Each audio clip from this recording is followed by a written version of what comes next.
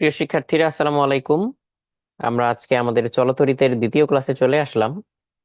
তো আজকে আমরা যেটা করব, প্রথমে গত ক্লাসের কিছুটা অংশ রিভিশন দিব, আর আজকে নতুন করে রেজিস্ট্যান্স নিয়ে একটু পড়াশোনা করব।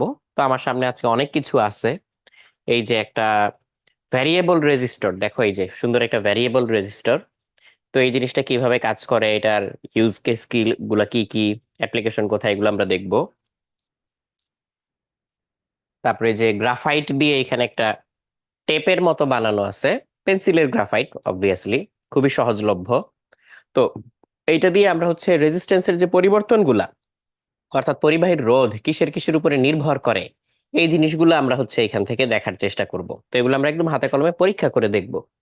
আর স্ট্যান্ডার্ড কিছু রেজিস্টর আমার হাতে আছে, এটা অনেক ছোট, তোমরা হয়তো দেখতে পাবা না, বাট আমরা যখন ক্যামেরা কাছে নিয়ে আসবো তখন দেখতে পাবা। এগুলো স্ট্যান্ডার্ড কিছু রেজিস্টর, বাজারে কিনতে পাওয়া যায়। তো এগুলো দিয়ে আমরা পরীক্ষা নিরীক্ষা করে দেখব। আবার রেজিস্টরের যে বিভিন্ন ভ্যালু গুলা, এগুলো আমরা এখানে মিটারের মাধ্যমে দেখব, দেখে বোঝার চেষ্টা করব কি হয়। আবার বিভিন্ন যন্ত্রপাতির ভিতরে পরিবর্তনশীল এক ধরনের বিশেষ ধরনের একটা রোধ থাকে থার্মিস্টর নামে। এই যে থার্মিস্টর, এই থার্মিস্টরটা ছোট্ট কালো, এই যে মাথায় আছে এই জিনিসটা, এটা হচ্ছে থার্মিস্টর। তো এরকম থার্মিস্টর এটা কি, কেন, কিভাবে কাজ করে, এগুলো আমরা হচ্ছে আজকের ক্লাসে বোঝার চেষ্টা করব। তো এই পর্যন্ত আমরা একটু ওয়েট করি, এইটা আসা পর্যন্ত। আর ইন দা মিন টাইম, আগের ক্লাসটা আমরা ছোট্ট করে একটু রিভিশন দিয়ে নিই, তাহলে অনেকের মনে পড়বে, আর অনেকে যারা হচ্ছে আগের ক্লাসটা করো নাই তাদের হচ্ছে কনটেক্সট ধরতে সুবিধা হবে। তবে আজকের ক্লাসে নতুন টপিক আমরা পড়াবো, ঠিক আছে? ওকে, আমরা শুরু করি। তো আমরা প্রথমে লাস্ট ক্লাসের একটা কুইক রিক্যাপ দিব, আর নতুন কিছু তো আমরা দেখবোই। ক্যালকুলেটরটা কোথায়, এই যে পাইছি, দেখো। আমরা তড়িৎ প্রবাহ সম্পর্কে কি জানছিলাম, যে তড়িৎ প্রবাহ আই, সেটা হচ্ছে একক সময়ে প্রবাহিত চার্জের পরিমাণ, তাহলে হচ্ছে কিউ বাই টি দিয়ে বের করা যায়। আর আমরা যদি একেবারে তাৎক্ষণিক কোন একটা সার্টেইন মোমেন্টের জন্য তড়িৎ প্রবাহটা চাই, ইনস্ট্যান্টেনিয়াস, তাহলে কি করব? তখন হচ্ছে আই ইকুয়ালস, আমরা এইভাবে লিখি, ডিডিটি অফ কিউ, সেটাও করা যায়। তারপরে আমরা আবার দেখছিলাম যে টোটাল প্রবাহিত চার্জের পরিমাণ কিউ, এটা পাইতে গেলে আমরা হচ্ছে ইন্টিগ্রেট করি, আমরা আই ডিটি এটাকে ইন্টিগ্রেট করি। তো এইখানে আইটা হচ্ছে টি এর একটা ফাংশন আকারে থাকতে হয়, তাই না? তো সেটা আমরা কিভাবে বুঝাই? নর্মালি হচ্ছে এখানে ব্র্যাকেটের মধ্যে টি লিখে বুঝাই যে আই হচ্ছে টাইমের একটা ফাংশন, এই আকারে হচ্ছে আমার কাছে সমীকরণটা আছে বা ইনফরমেশনটা আছে। তাহলে সেখান থেকে ইন্টিগ্রেট করে আমরা প্রবাহিত চার্জের পরিমাণ পাইতে পারি, এটা দেখছিলাম। তারপরে এরকম দেখছিলাম যে আমাদের যদি আই ভার্সেস টি কোন একটা গ্রাফ থাকে, যে কোনো একটা গ্রাফ, তাহলে গ্রাফের যে কোনো অংশের যে ক্ষেত্রফল, সেটা ওই সময়ের মধ্যে প্রবাহিত চার্জের পরিমাণ নির্দেশ করে। এগুলো হচ্ছে গত ক্লাসে আমাদের দেখা হয়েছে, যে ক্ষেত্রফলটাই হচ্ছে চার্জের পরিমাণ কিউ। এই যে আমি এখানে লিখে দিলাম ক্ষেত্রফল বা এরিয়া। তো এগুলো আমাদের দেখা হয়েছিল। আরেকটা জিনিস আমরা দেখছিলাম, সেটা হচ্ছে একটা পরিবাহী, এই পরিবাহীর ভিতর দিয়ে যদি একটা নির্দিষ্ট পরিমাণ কারেন্ট যায় আই, সেই আই কে একটা বিশেষ ফর্মুলা দিয়ে লেখা যায়, এন এ বি ই, যেখানে এ হচ্ছে ওর প্রস্থচ্ছেদের ক্ষেত্রফল, area of cross section. V, এই জিনিসটাকে আমরা বলছিলাম তারণ বেগ বা ড্রিফট ভেলোসিটি। আর ই তো হচ্ছে ইলেকট্রনের চার্জ। কিন্তু এন কি? এন হচ্ছে প্রতি একক আয়তনে মুক্ত আধান বাহকের সংখ্যা। এই যে পরিবাহীটা, তার প্রতি একক আয়তনে মুক্ত আধান বাহকের বাহকের সংখ্যা, এইটা। সো এগুলা মোটামুটি আমাদের গত ক্লাসের সামারি। তো তারই আলোকে আমরা প্রথমে একটা প্রশ্ন দেখি, এই প্রশ্নটা আমরা সলভ করার চেষ্টা করি, দেখি পারি কিনা। তোমরা যারা যারা পারবা তারা এই যে ফেসবুকে অনেকে আছো, আমাদের ওয়েব অ্যাপে অনেকে ক্লাস করছো।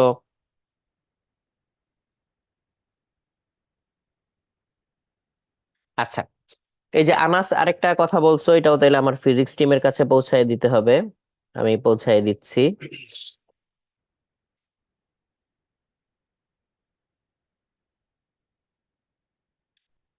ডান, ঠিক আছে। তো যেটা বলতেছিলাম, তো এই যে ওয়েব অ্যাপে ক্লাস করতেছো, আবার আমাদের নতুন যে ওয়েব অ্যাপটা আসছে এটার কথা অনেকে জানো, সেটা হচ্ছে userweb.utkorsho.org। ইউজার ওয়েব হচ্ছে USERWEB, ইউজার ওয়েব। তারপর হচ্ছে উৎকর্ষ.ওআরজি। এটা আগের দিন তোমাদেরকে দেখাইছিলাম যে এখানেও চাইলে তোমরা এখন থেকে ক্লাস করতে পারবা। শুধুমাত্র এটা 25-এর মডিউল 4-এর যারা এনরোলড স্টুডেন্ট তারা হচ্ছে এটা করতে পারবা। তো তাদের জন্য হচ্ছে এই সুযোগটা থাকতেছে। মোটামুটি সবাইকেই নতুন অ্যাকাউন্ট দেওয়া হয়েছে, কেউ কেউ হয়তো এখনো বাকি আছো, এটা খুব শীঘ্রই করে দেওয়া হবে। তো এটা সুবিধা হচ্ছে যে এখানে তোমার ক্লাস করার পাশাপাশি ওই যে কমেন্ট টমেন্ট যেগুলো আছে এগুলা, সেখানে হচ্ছে তোমার ওই যে আহ এই কমেন্টের মধ্যে হচ্ছে ছবি দেওয়া যায়, এরকম এই জিনিসগুলা। তো এইগুলা হচ্ছে এখানে বিশেষ সুবিধা আছে। আচ্ছা, একটু পজ হবে সাউন্ডটা।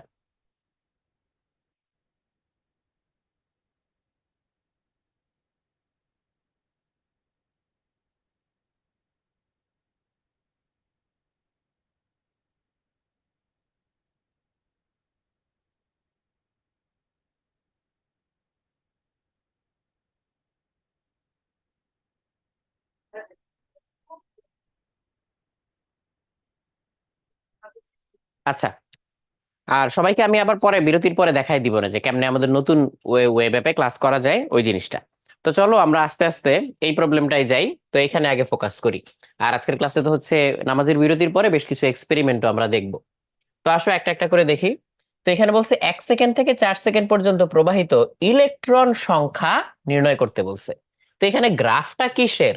গ্রাফটা এদিকে হচ্ছে কারেন্ট বা প্রবাহ এইটার, আর ডান দিকে কি এক্স অ্যাক্সিস কি আছে, টাইম বা সময়, এটা কিসের? সেকেন্ডে আছে। তাহলে এটা সেকেন্ডে আছে, এটা হচ্ছে অ্যাম্পিয়ারে আছে। আপাতত আমরা এটা ধরে নিচ্ছি যে এটা অ্যাম্পিয়ার, আর এটা হচ্ছে সেকেন্ড, এই ইউনিটে আছে। তো আমাকে বলছে 1 সেকেন্ড থেকে 4 সেকেন্ড পর্যন্ত। তো 1 সেকেন্ড কোথায়? এই যে এইখানে।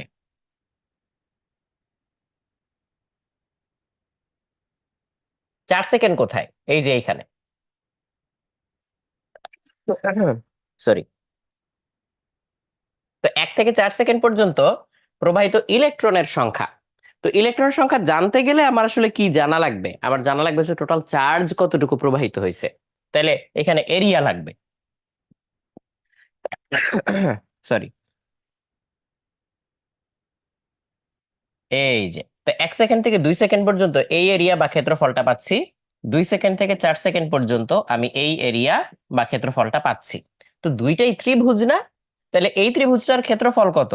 এই ত্রিভুজটার ক্ষেত্রফল হচ্ছে হাফ ইন্টু ভূমি ইন্টু উচ্চতা। তাহলে হাফ দিলাম, ভূমি হচ্ছে এই যে আমাদের 2 দিলাম, উচ্চতা হচ্ছে 16 দিলাম। তাহলে এখানে কত আসতেছে? হাফ আর 2 কাটা 16। তাহলে এখানে 16 কুলম্ব।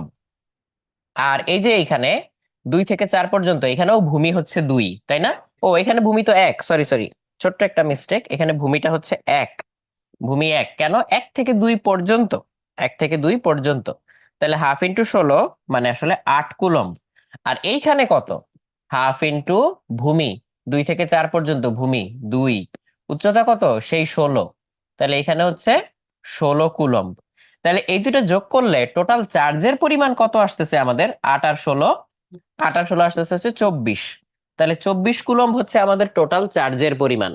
24 কুলম্ব টোটাল চার্জের পরিমাণ। তাহলে এটা হচ্ছে কিউ। তাহলে এখন ইলেকট্রনের সংখ্যা বের করতে বলছে। একটা ইলেকট্রনের চার্জ দিয়ে ভাগ দিলেই তো হয়ে যায়। তাহলে ইলেকট্রনের সংখ্যা বা ইলেকট্রন সংখ্যা ইকুয়ালস 24 কুলম্ব, মানে কিউ ডিভাইডেড বাই এই যে ইলেকট্রনের চার্জ। তাহলে এখানে হচ্ছে 24 কুলম্ব। এটাকে ভাগ দিচ্ছি আমরা 1.6 ইন্টু 10⁻⁻19 কুলম্ব দিয়ে। তো এখন তুমি বলতে পারো যে এখানে আমি মাইনাস দিলাম না কেন? ইলেকট্রন চার্জ তো নেগেটিভ। সো এখানে শুধু অ্যামাউন্টটা বসাইছি, আমি শুধু অ্যামাউন্ট বা পরম মান যেটা সেটা বসাইছি। তো এটা ক্যালকুলেটরে দিলে কত অ্যান্সার আসে আমি একটু দেখি, তোমরা ওইটা করে বলো। তো এখানে হচ্ছে 24 কুলম্ব ডিভাইডেড বাই 1.6 ইন্টু 10⁻⁻19, এটা দিয়ে ভাগ দিলে 1.5 10⁻20 আসে। এটা অলরেডি আমাকে অনেকে জানাইছো। আর পরিমিতা জিজ্ঞেস করছো যে এখন যে ওয়েব অ্যাপে ক্লাস করছি এটাতে কি ক্লাস হবে না? এটাতে চলতে থাকবে। বাট নতুন ওয়েবটাতে আমরা হচ্ছে যেহেতু অনেক ফিচার অ্যাড করতেছি আস্তে ধীরে, তো সব ফিচার অ্যাড করা হয়ে গেলে আমরা টোটালি মুভ করব আর কি। বাট আপাতত এখানে চলতে থাকবে, কোনো সমস্যা নেই। তাহলে 1.5 10⁻20, 1.5 ইন্টু 10⁻20, এতগুলো হচ্ছে ইলেকট্রনের সংখ্যা। তাহলে আমরা একটু রিক্যাপ করি, যারা আগের দিনের ক্লাসটা করো নাই তারাও বুঝতে পারবা। কারেন্ট ভার্সেস টাইম যেই গ্রাফ, সেই গ্রাফের আন্ডারে যে এরিয়া, সেই এরিয়াটা নির্দেশ করে কতটুকু চার্জ প্রবাহিত হইল। এখন চার্জ প্রবাহিত হওয়া মানে কি? ইলেকট্রন প্রবাহিত হয়েছে। কারেন্ট মানে কি? ইলেকট্রনের ফ্লো। সো কারেন্ট ফ্লো এর ডিরেকশন আর ইলেকট্রনের ফ্লো এর ডিরেকশন আলাদা, এটা আগের দিন অনেক বিস্তারিত বলা হয়েছে। তো এখন ইলেকট্রনের সংখ্যা বের করতে গেলে টোটাল চার্জকে ইলেকট্রনের চার্জ দিয়ে ভাগ দিলে total number of electron passed এটা পাওয়া যায়। তাহলে এটা আমরা করে ফেললাম। এইবার পরেরটাতে আসি। একই ছবি দেখো, এখানে ওই আই, তারপর হচ্ছে গ্রাফ, এখানে যা ছিল সবকিছুই ঠিক আগের মতোই আছে। কিন্তু এখানে বলা হয়েছে যে 2.5 সেকেন্ডে তাৎক্ষণিক তড়িৎ প্রবাহ নির্ণয় করো। 2.5 সেকেন্ডে তাৎক্ষণিক তড়িৎ প্রবাহ বের করতে বলছে। তো 2.5 সেকেন্ডটা কোথায়? এই যে 2 সেকেন্ড আর 3 সেকেন্ডের ঠিক মাঝামাঝি। তাহলে এইখানে এই পয়েন্টে তড়িৎ প্রবাহটা কত, এটা আমাদেরকে বের করতে বলছে। তো এখানে যে তড়িৎ প্রবাহ, সেটার আমরা একটা নাম দেই, মনে করলাম আই। তো এটা আমি কোত্থেকে পাবো? তো এখানে সময়টা হচ্ছে 2.5 সেকেন্ড। তো এইটা আমরা খুব সহজে পাইতে পারি, এটা তো স্ট্রেট লাইন। তাহলে স্ট্রেট লাইনের ঢাল বা স্লোপ সব জায়গায় কেমন থাকে? সমান থাকে। তাহলে আমাদের এই স্ট্রেট লাইনটা যে, এটার স্লোপ কত, এটার ঢাল কত? 2 সেকেন্ড থেকে এই যে 3 সেকেন্ড পর্যন্ত যদি আমি চিন্তা করি, 3 সেকেন্ডে তো কারেন্টটা দেখা যাচ্ছে 16, তাই না? কারেন্টের ভ্যালুটা হচ্ছে 16। তাহলে 2 সেকেন্ড থেকে 3 সেকেন্ডে আমরা ঢাল কত পাচ্ছি দেখি তো। 2 থেকে 3 সেকেন্ডে, সেকেন্ডে গ্রাফের ঢাল, ঢাল মানে কি? স্লোপ বা ট্যানজেন্ট। ওয়াই অ্যাক্সিস এর পরিবর্তন বাই এক্স অ্যাক্সিস এর পরিবর্তন। ওয়াই হচ্ছে 0 থেকে 16 পর্যন্ত গেছে, তাহলে পরিবর্তন কত? 16 - 0। আর এই যে এক্স অ্যাক্সিস এর টাইম কি 2 থেকে 3 পর্যন্ত গেছে, তাহলে 3 - 2। তাহলে কত আসলো? 16/1। তাহলে ঢাল আসলো হচ্ছে আমার 16। এখন 2 থেকে 2.5 সেকেন্ডেও তো আমার তাই হওয়া উচিত, একই তো সরল রেখা।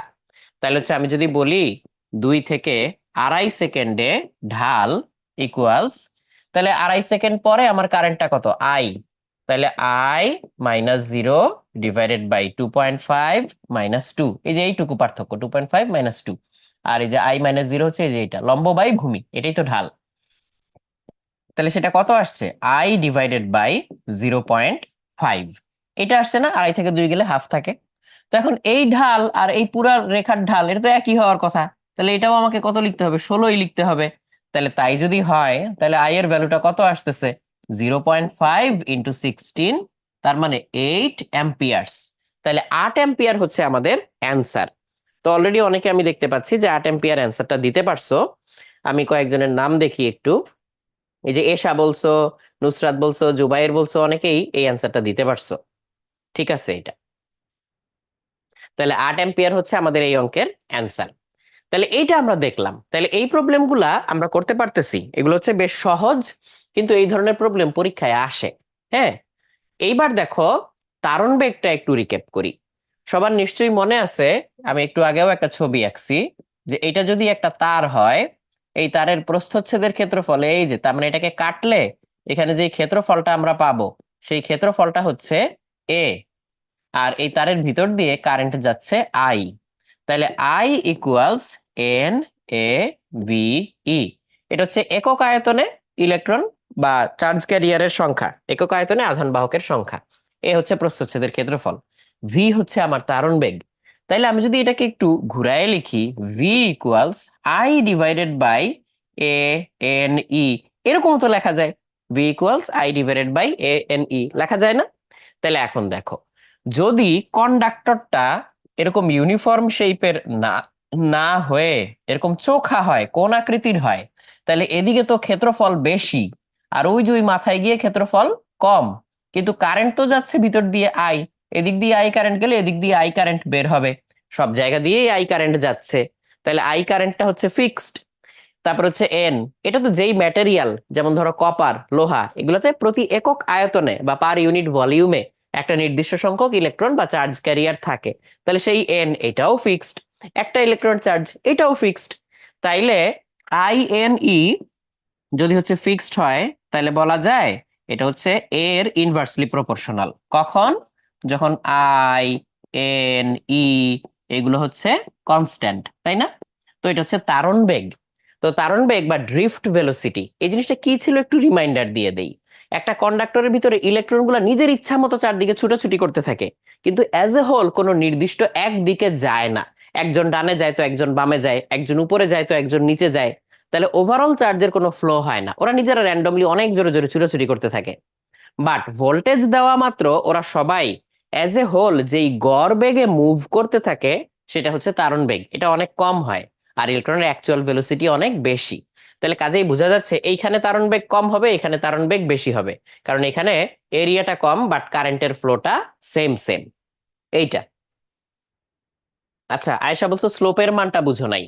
এই যে দেখো আয়শা, শুধু তোমার জন্য বলতেছি, এটা বাকিরা হয়তো বুঝে গেছো, এই যে এই রেখাটার শুরু আর শেষ, তাহলে এর মধ্যে তুমি লম্ব বাই ভূমি নিবা।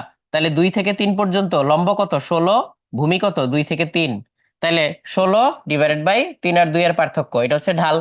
আবার তুমি হচ্ছে 2 থেকে 2.5 সেকেন্ড পর্যন্ত ঢাল নিবা, লম্ব বাই ভূমি, লম্ব কত এই যে উচ্চতা আই, আর ভূমি কত 2 থেকে 2.5, তাহলে ভাগ দিছি, আমরা ঢাল পাইছি। তো এটা যেহেতু একই সরল রেখা, তাহলে এটার ঢাল আর এটার ঢাল একই হওয়া উচিত, সেখান থেকে 8 এম্পিয়ার। আশা করি এখন বুঝতে পারছো। আচ্ছা, ইলেকট্রন কি বের হতে পারে কিনা এটা জিজ্ঞেস করছো। আর এন এর মান বের করতে ঝামেলা হয়, পারি না, জুবায়ের বলছো, ঠিক আছে, এই দুইটা আমি দেখাবো এক্সাম্পল দিয়ে, সমস্যা নাই।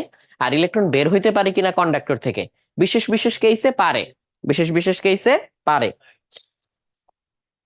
ওকে, তাহলে নেক্সট আমরা এই প্রশ্নটা একটু দেখি। ড্রিফট স্পিড, এই যে এইটাই হচ্ছে আমাদের তারণ বেগ। এই যে ড্রিফট স্পিড যেটা দেখলাম এটা হচ্ছে তারণ বেগ, এই যে ভি।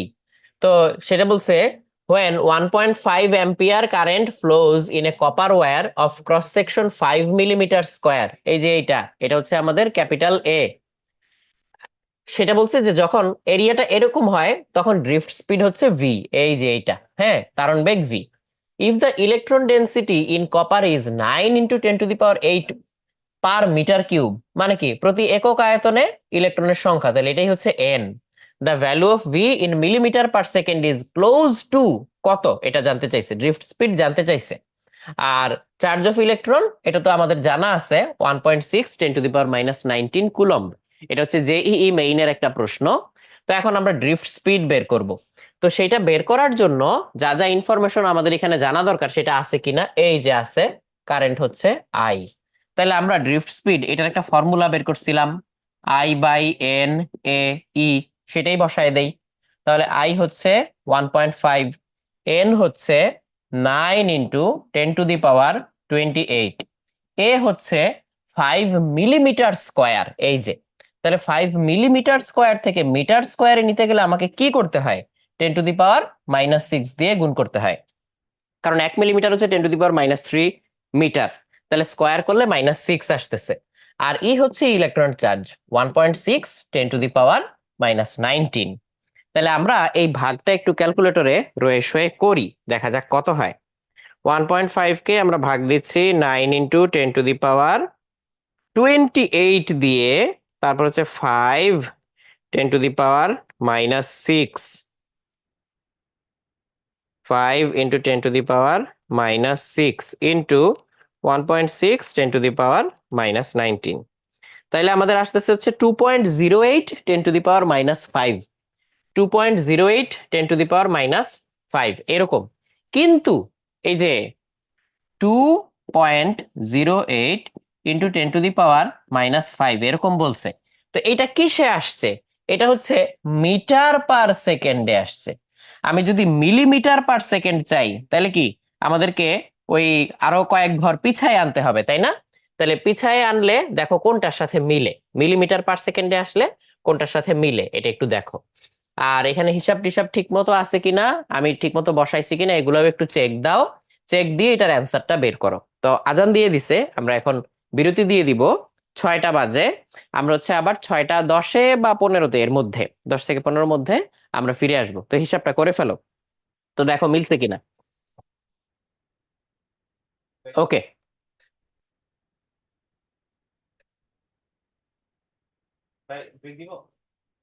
ঠিক আছে, তাহলে আমরা ব্রেকে যাই।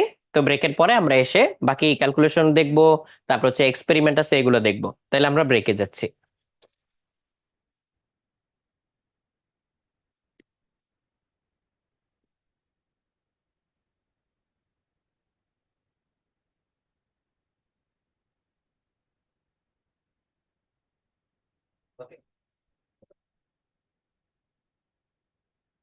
ওকে, তাহলে আমাদের এটা কত আসছিল অ্যান্সার? এটার অ্যান্সার আসছিল 2 × 10⁻⁵ মিলিমিটার পার সেকেন্ড। তো 10⁻⁵ মানে কি, দশমিকটা হচ্ছে 5 ঘর পিছনে যাবে। আর 1 মিটার মানে এটা হচ্ছে মিটার পার সেকেন্ড আসছিল, তো তো 1 মিটার মানে হচ্ছে 1000 মিলিমিটার, তাহলে আবার 3 ঘর ডানে সরে আসবে। তার মানে মোটের উপর 2 ঘর বামে যাবে, তো 2 ঘর বামে গেলে কত হয়? 0.02। তো 0.02 আমাদের অপশন আছেই একটাই, যে এইটা, এইটা মিলিমিটারে চাইছে, তো এটা হচ্ছে আমাদের অপশন।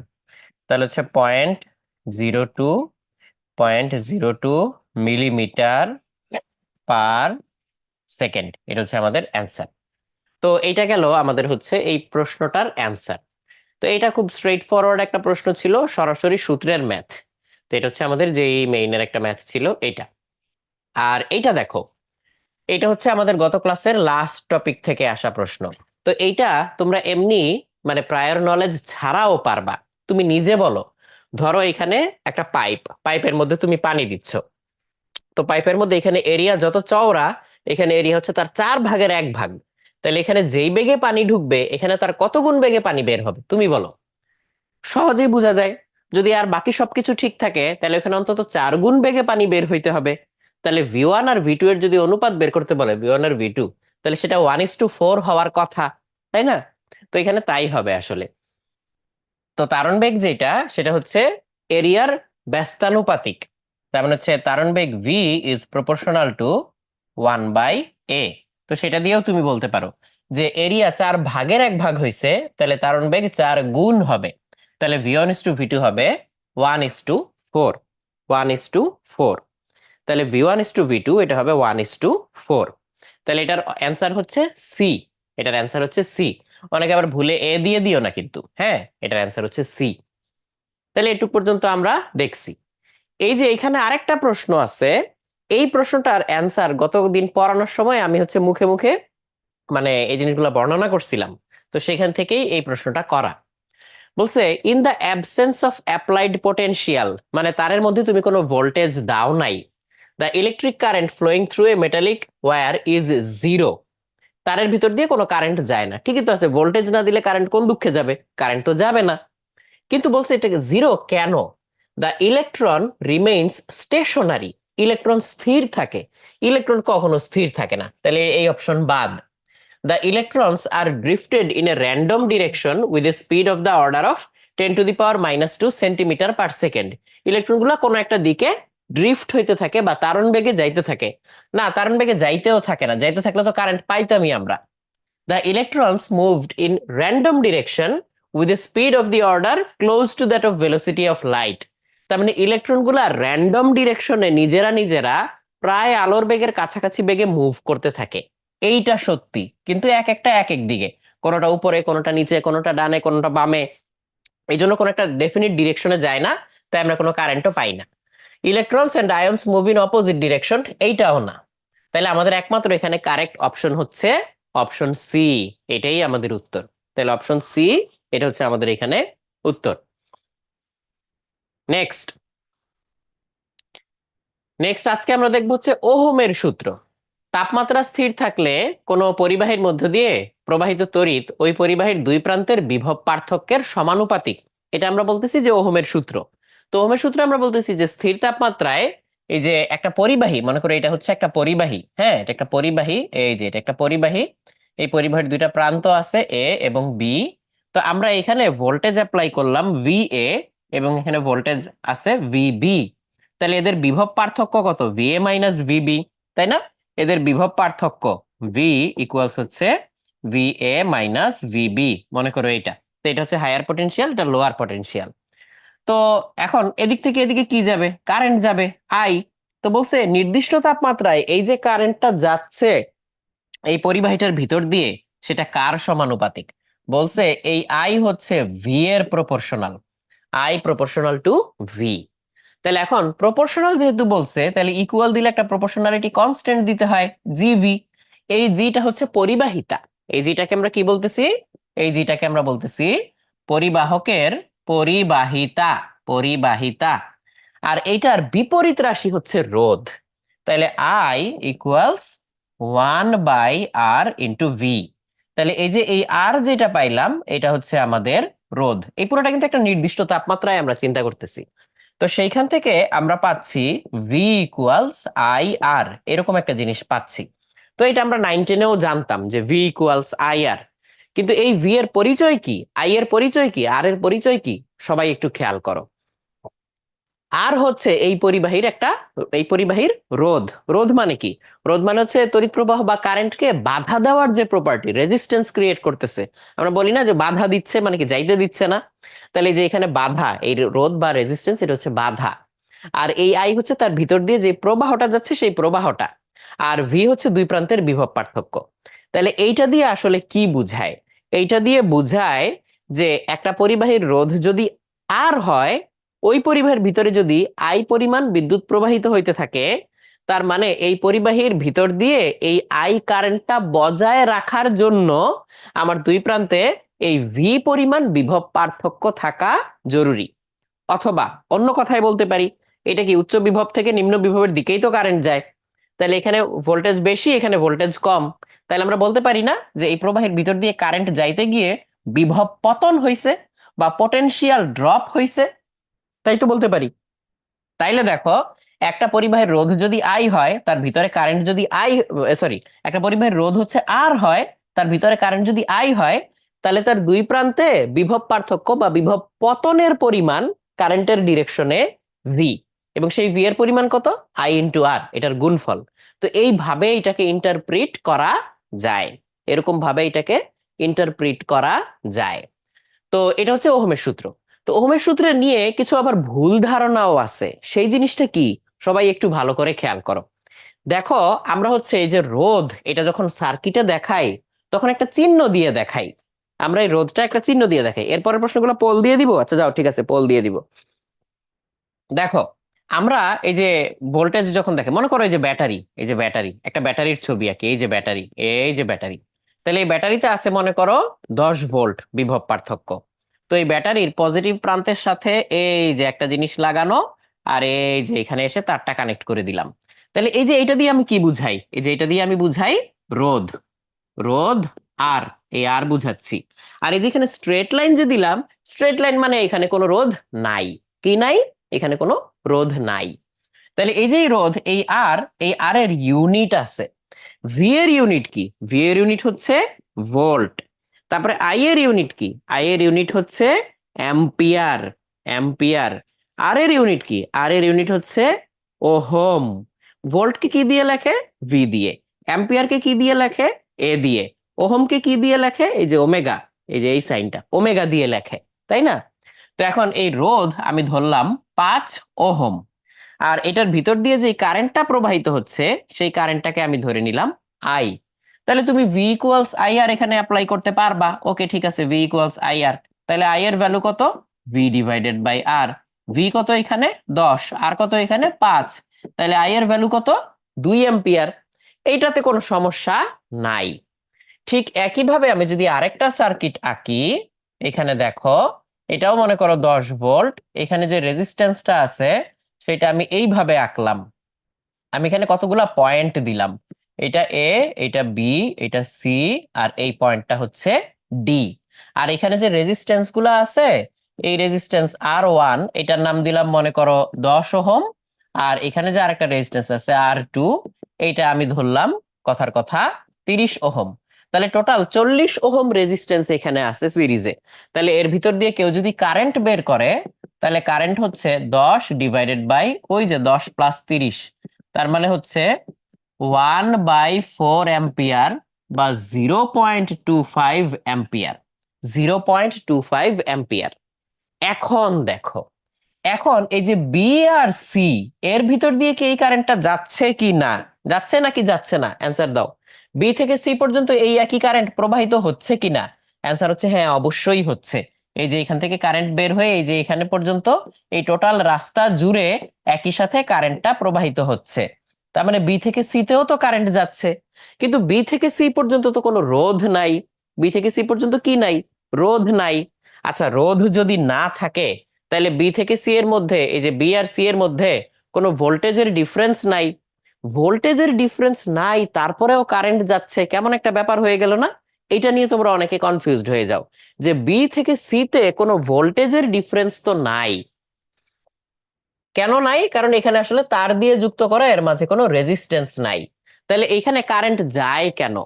তখন মানে তোমরা অনেকে এইভাবে চিন্তা করতে চাও যে একটা পরিবাহের দুই প্রান্তে বিভব পার্থক্য দিছি, তাই এর ভিতর দিয়ে কারেন্ট যাচ্ছে।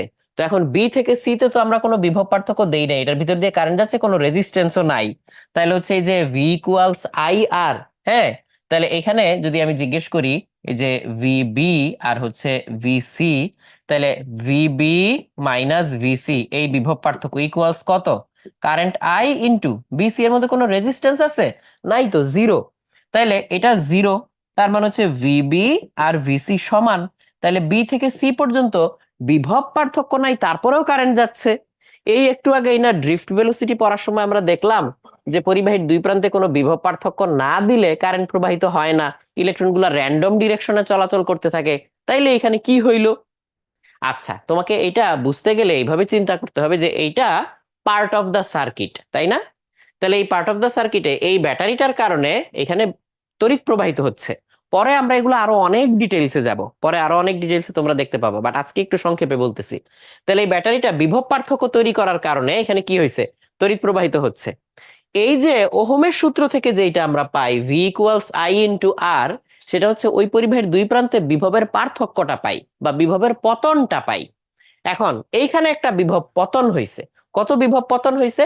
এই ভোল্টে এই যে এই রেজিস্ট্যান্স ইন্টু এই কারেন্ট, তাহলে 10 কে 0.25 দিয়ে গুণ করলে কত হয়? আড়াই। তাহলে এইখানে 2.5 ভোল্ট পতন হয়েছে। বি থেকে সি তে কোনো ভোল্টেজের পতন হয় নাই বা ভোল্টেজ কমে নাই।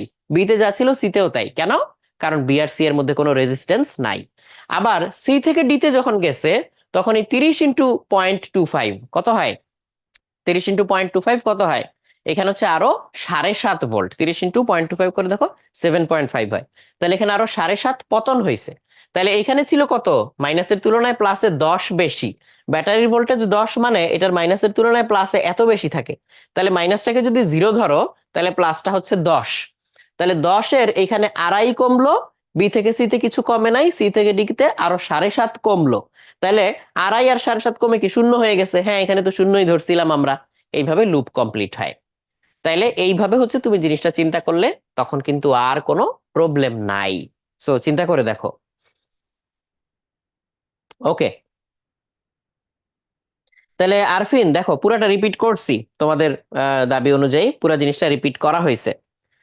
এইবার সামনে আসো, তাহলে ওহমের সূত্র নিয়ে আমরা সামনে আরো ঘাটাঘাটি করব। বাট এইবার আমরা হচ্ছে পরিবাহিতা, পরিবাহীর মধ্যে তড়িৎ প্রবাহ আর এর দুই প্রান্তের বিভব পার্থক্যের অনুপাতকে বলতেছি যে পরিবাহীর পরিবাহিতা। তাইলে আমরা বিভব পার্থক্য ডিভাইডেড বাই ওই যে তোমার তড়িৎ প্রবাহ আর বিভব পার্থক্য আই ডিভাইডেড বাই ভি, ঠিকই তো আছে। আই ডিভাইডেড বাই ভি, এটা হচ্ছে জি ছিল। এটা আমরা আগেই অবশ্য আলাপ করে ফেলছি, ওই যে আই ইকুয়ালস জি ভি ওইখানেই এটা ছিল। আর রোধ হচ্ছে উল্টা, এটা হচ্ছে R equals V divided by I, এটাও ভি ইকুয়ালস আই আর থেকে ফলো করে, এটাও আমরা দেখে ফেলছি। কিন্তু আমার কথা হচ্ছে রোধক নামে একটা জিনিস আছে। রোধ জিনিসটা তো পরিবাহীর একটা বৈশিষ্ট্য যে তড়িৎ প্রবাহকে বাধা দেয়। রোধক জিনিসটা কি? রোধক হচ্ছে একটা ডিভাইস যার কাজ হচ্ছে একটা নির্দিষ্ট পরিমাণের রোধ তোমাকে দেওয়া। তাহলে এবার রোধক জিনিসটা দেখাই। এই যে আমার হাতে এই যে জিনিসটা আছে, এই যে এটা হচ্ছে একটা রোধক, একটা ডিভাইস। তাহলে এই যে এখানে ছোট্ট সিলিন্ডারের মতো একটা জিনিস আছে, তোমরা ক্যামেরার সামনে আসলে এটা পরে আরো ভালো করে দেখবা। এই যে ছোট্ট একটা সিলিন্ডারের মতো একটা জিনিস আছে, এই যে এই জিনিসটা, তো এটা হচ্ছে রোধক, এটা একটা ডিভাইস। তো এটার কাজ হচ্ছে একটা নির্দিষ্ট পরিমাণের রোধ তোমাকে প্রোভাইড করা। এর যে দুই প্রান্ত, এই দুই প্রান্তের মধ্যে নির্দিষ্ট পরিমাণ একটা রোধ থাকে। তো আমি এই রোধটা কত এটা পরীক্ষা করে তোমাদেরকে দেখাই। আমি এটা টেবিলের উপরে সেট আপ করবো, এই যে টেবিলের উপরে সেট আপ করে দেখাবো। এই যে এটা দিয়ে মাপা যায় রোধ।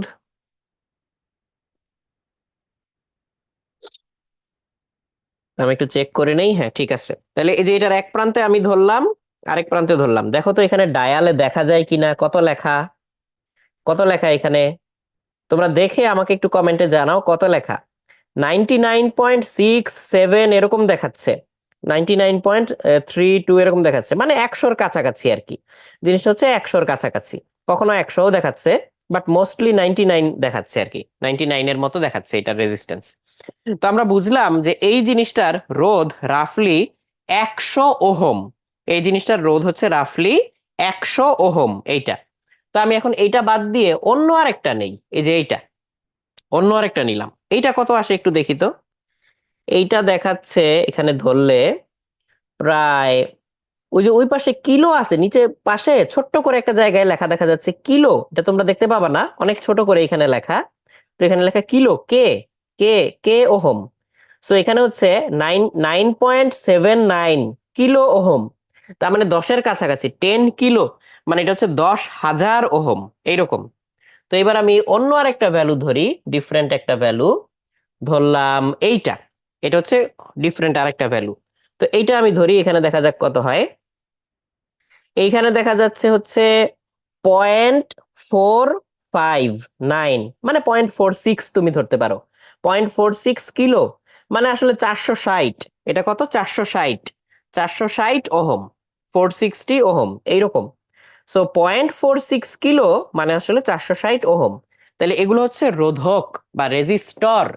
তাহলে রেজিস্ট্যান্স বা রোধ এটা হচ্ছে আমার পরিবাহের একটা প্রপার্টি, যে কারেন্টকে বাধা দেওয়ার যে ক্ষমতা, মানে ক্ষমতা না, সরি, কারেন্টকে বাধা দেওয়ার যে ধর্ম, ওটা হচ্ছে ওর রোধ বা রেজিস্ট্যান্স। আর এটা হচ্ছে রোধক বা রেজিস্টর, এটা হচ্ছে একটা ডিভাইস, এটা নির্দিষ্ট পরিমাণে একটা রোধ তোমাকে প্রোভাইড করে।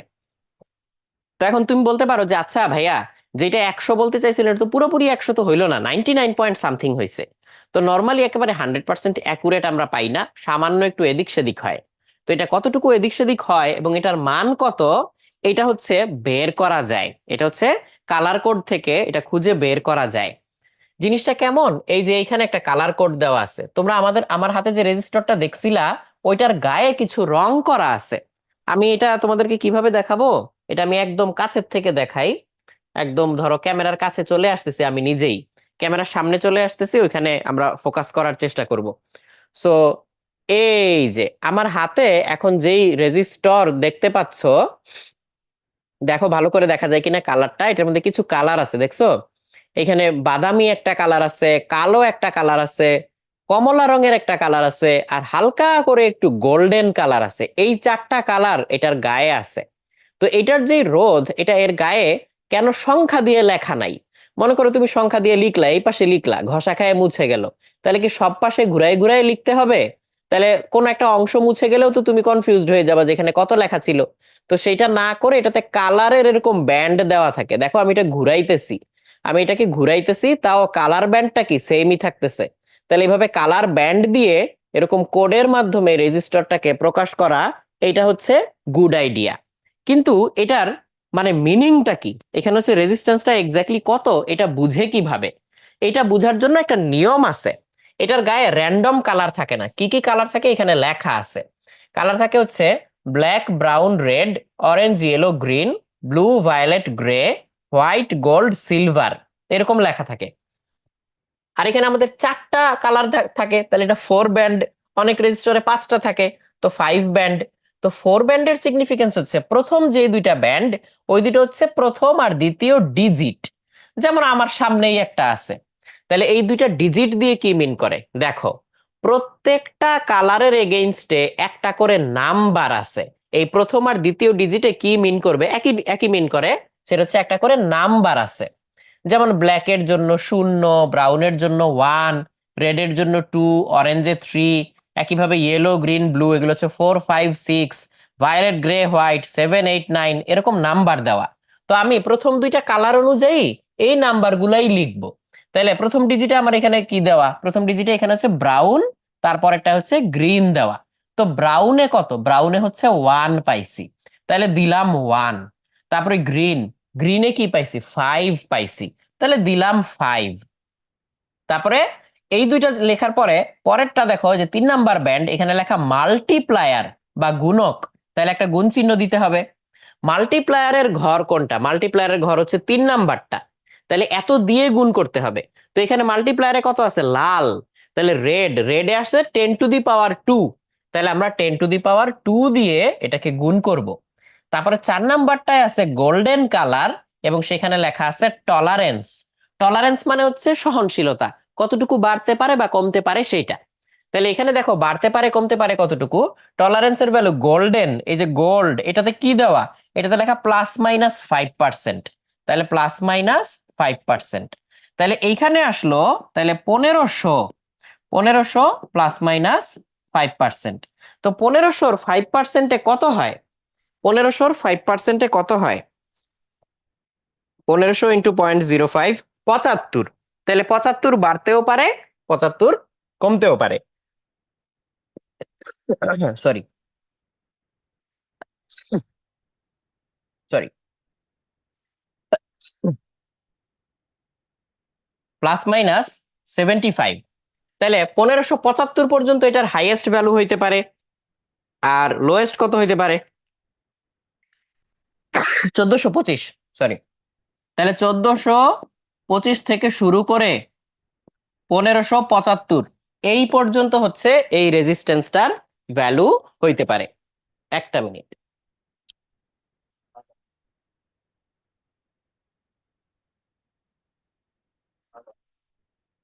ওকে, তো যেটা বলতেছিলাম যে এই যে 1425 থেকে শুরু করে 1575 পর্যন্ত এটার ভ্যালু হইতে পারে এইটা। তো এটা তোমার একবারেই মনে থাকবে, কারণ জাস্ট কালারের সিরিয়ালটা জানলেই হবে। তো এটা আগে অনেক আগে বইয়ে ছিল, এখন তোমাদের বইয়ে দেয় নাই, বাট অনেক সময় মাঝে মধ্যে দুই একটা প্রশ্ন চলে আসে।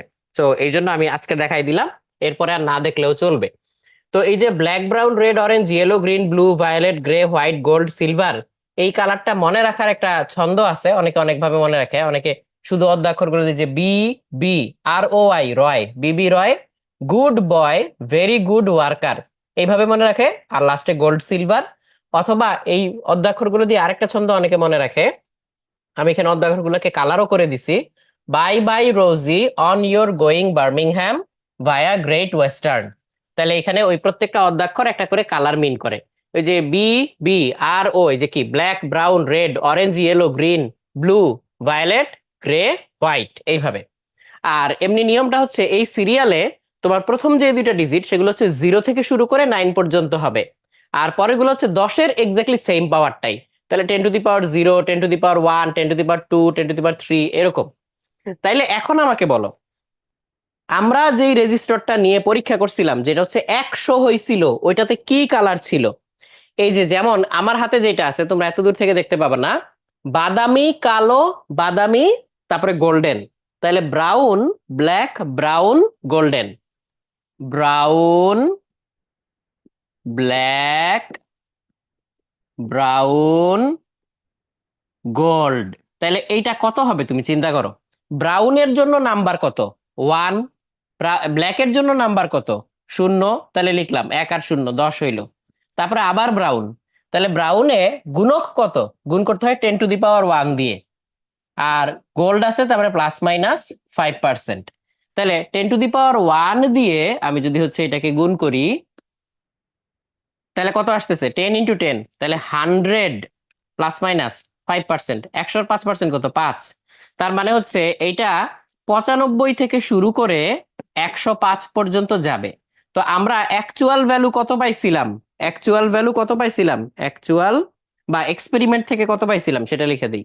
এক্সপেরিমেন্ট থেকে আমরা মেপে দেখছিলাম বা মেজার করে দেখছিলাম, মেজার্ড আমাদের ভ্যালু ছিল 99.5 বা এরকম সামথিং ছিল। তাহলে এটা তো রেঞ্জের মধ্যেই পড়ছে। ঠিক আছে, তাহলে এইভাবে হচ্ছে রোধকের কালার কোডটা দেওয়া যায় বা চিন্তা করা যায়। তাহলে হচ্ছে কালার কোড। ওকে,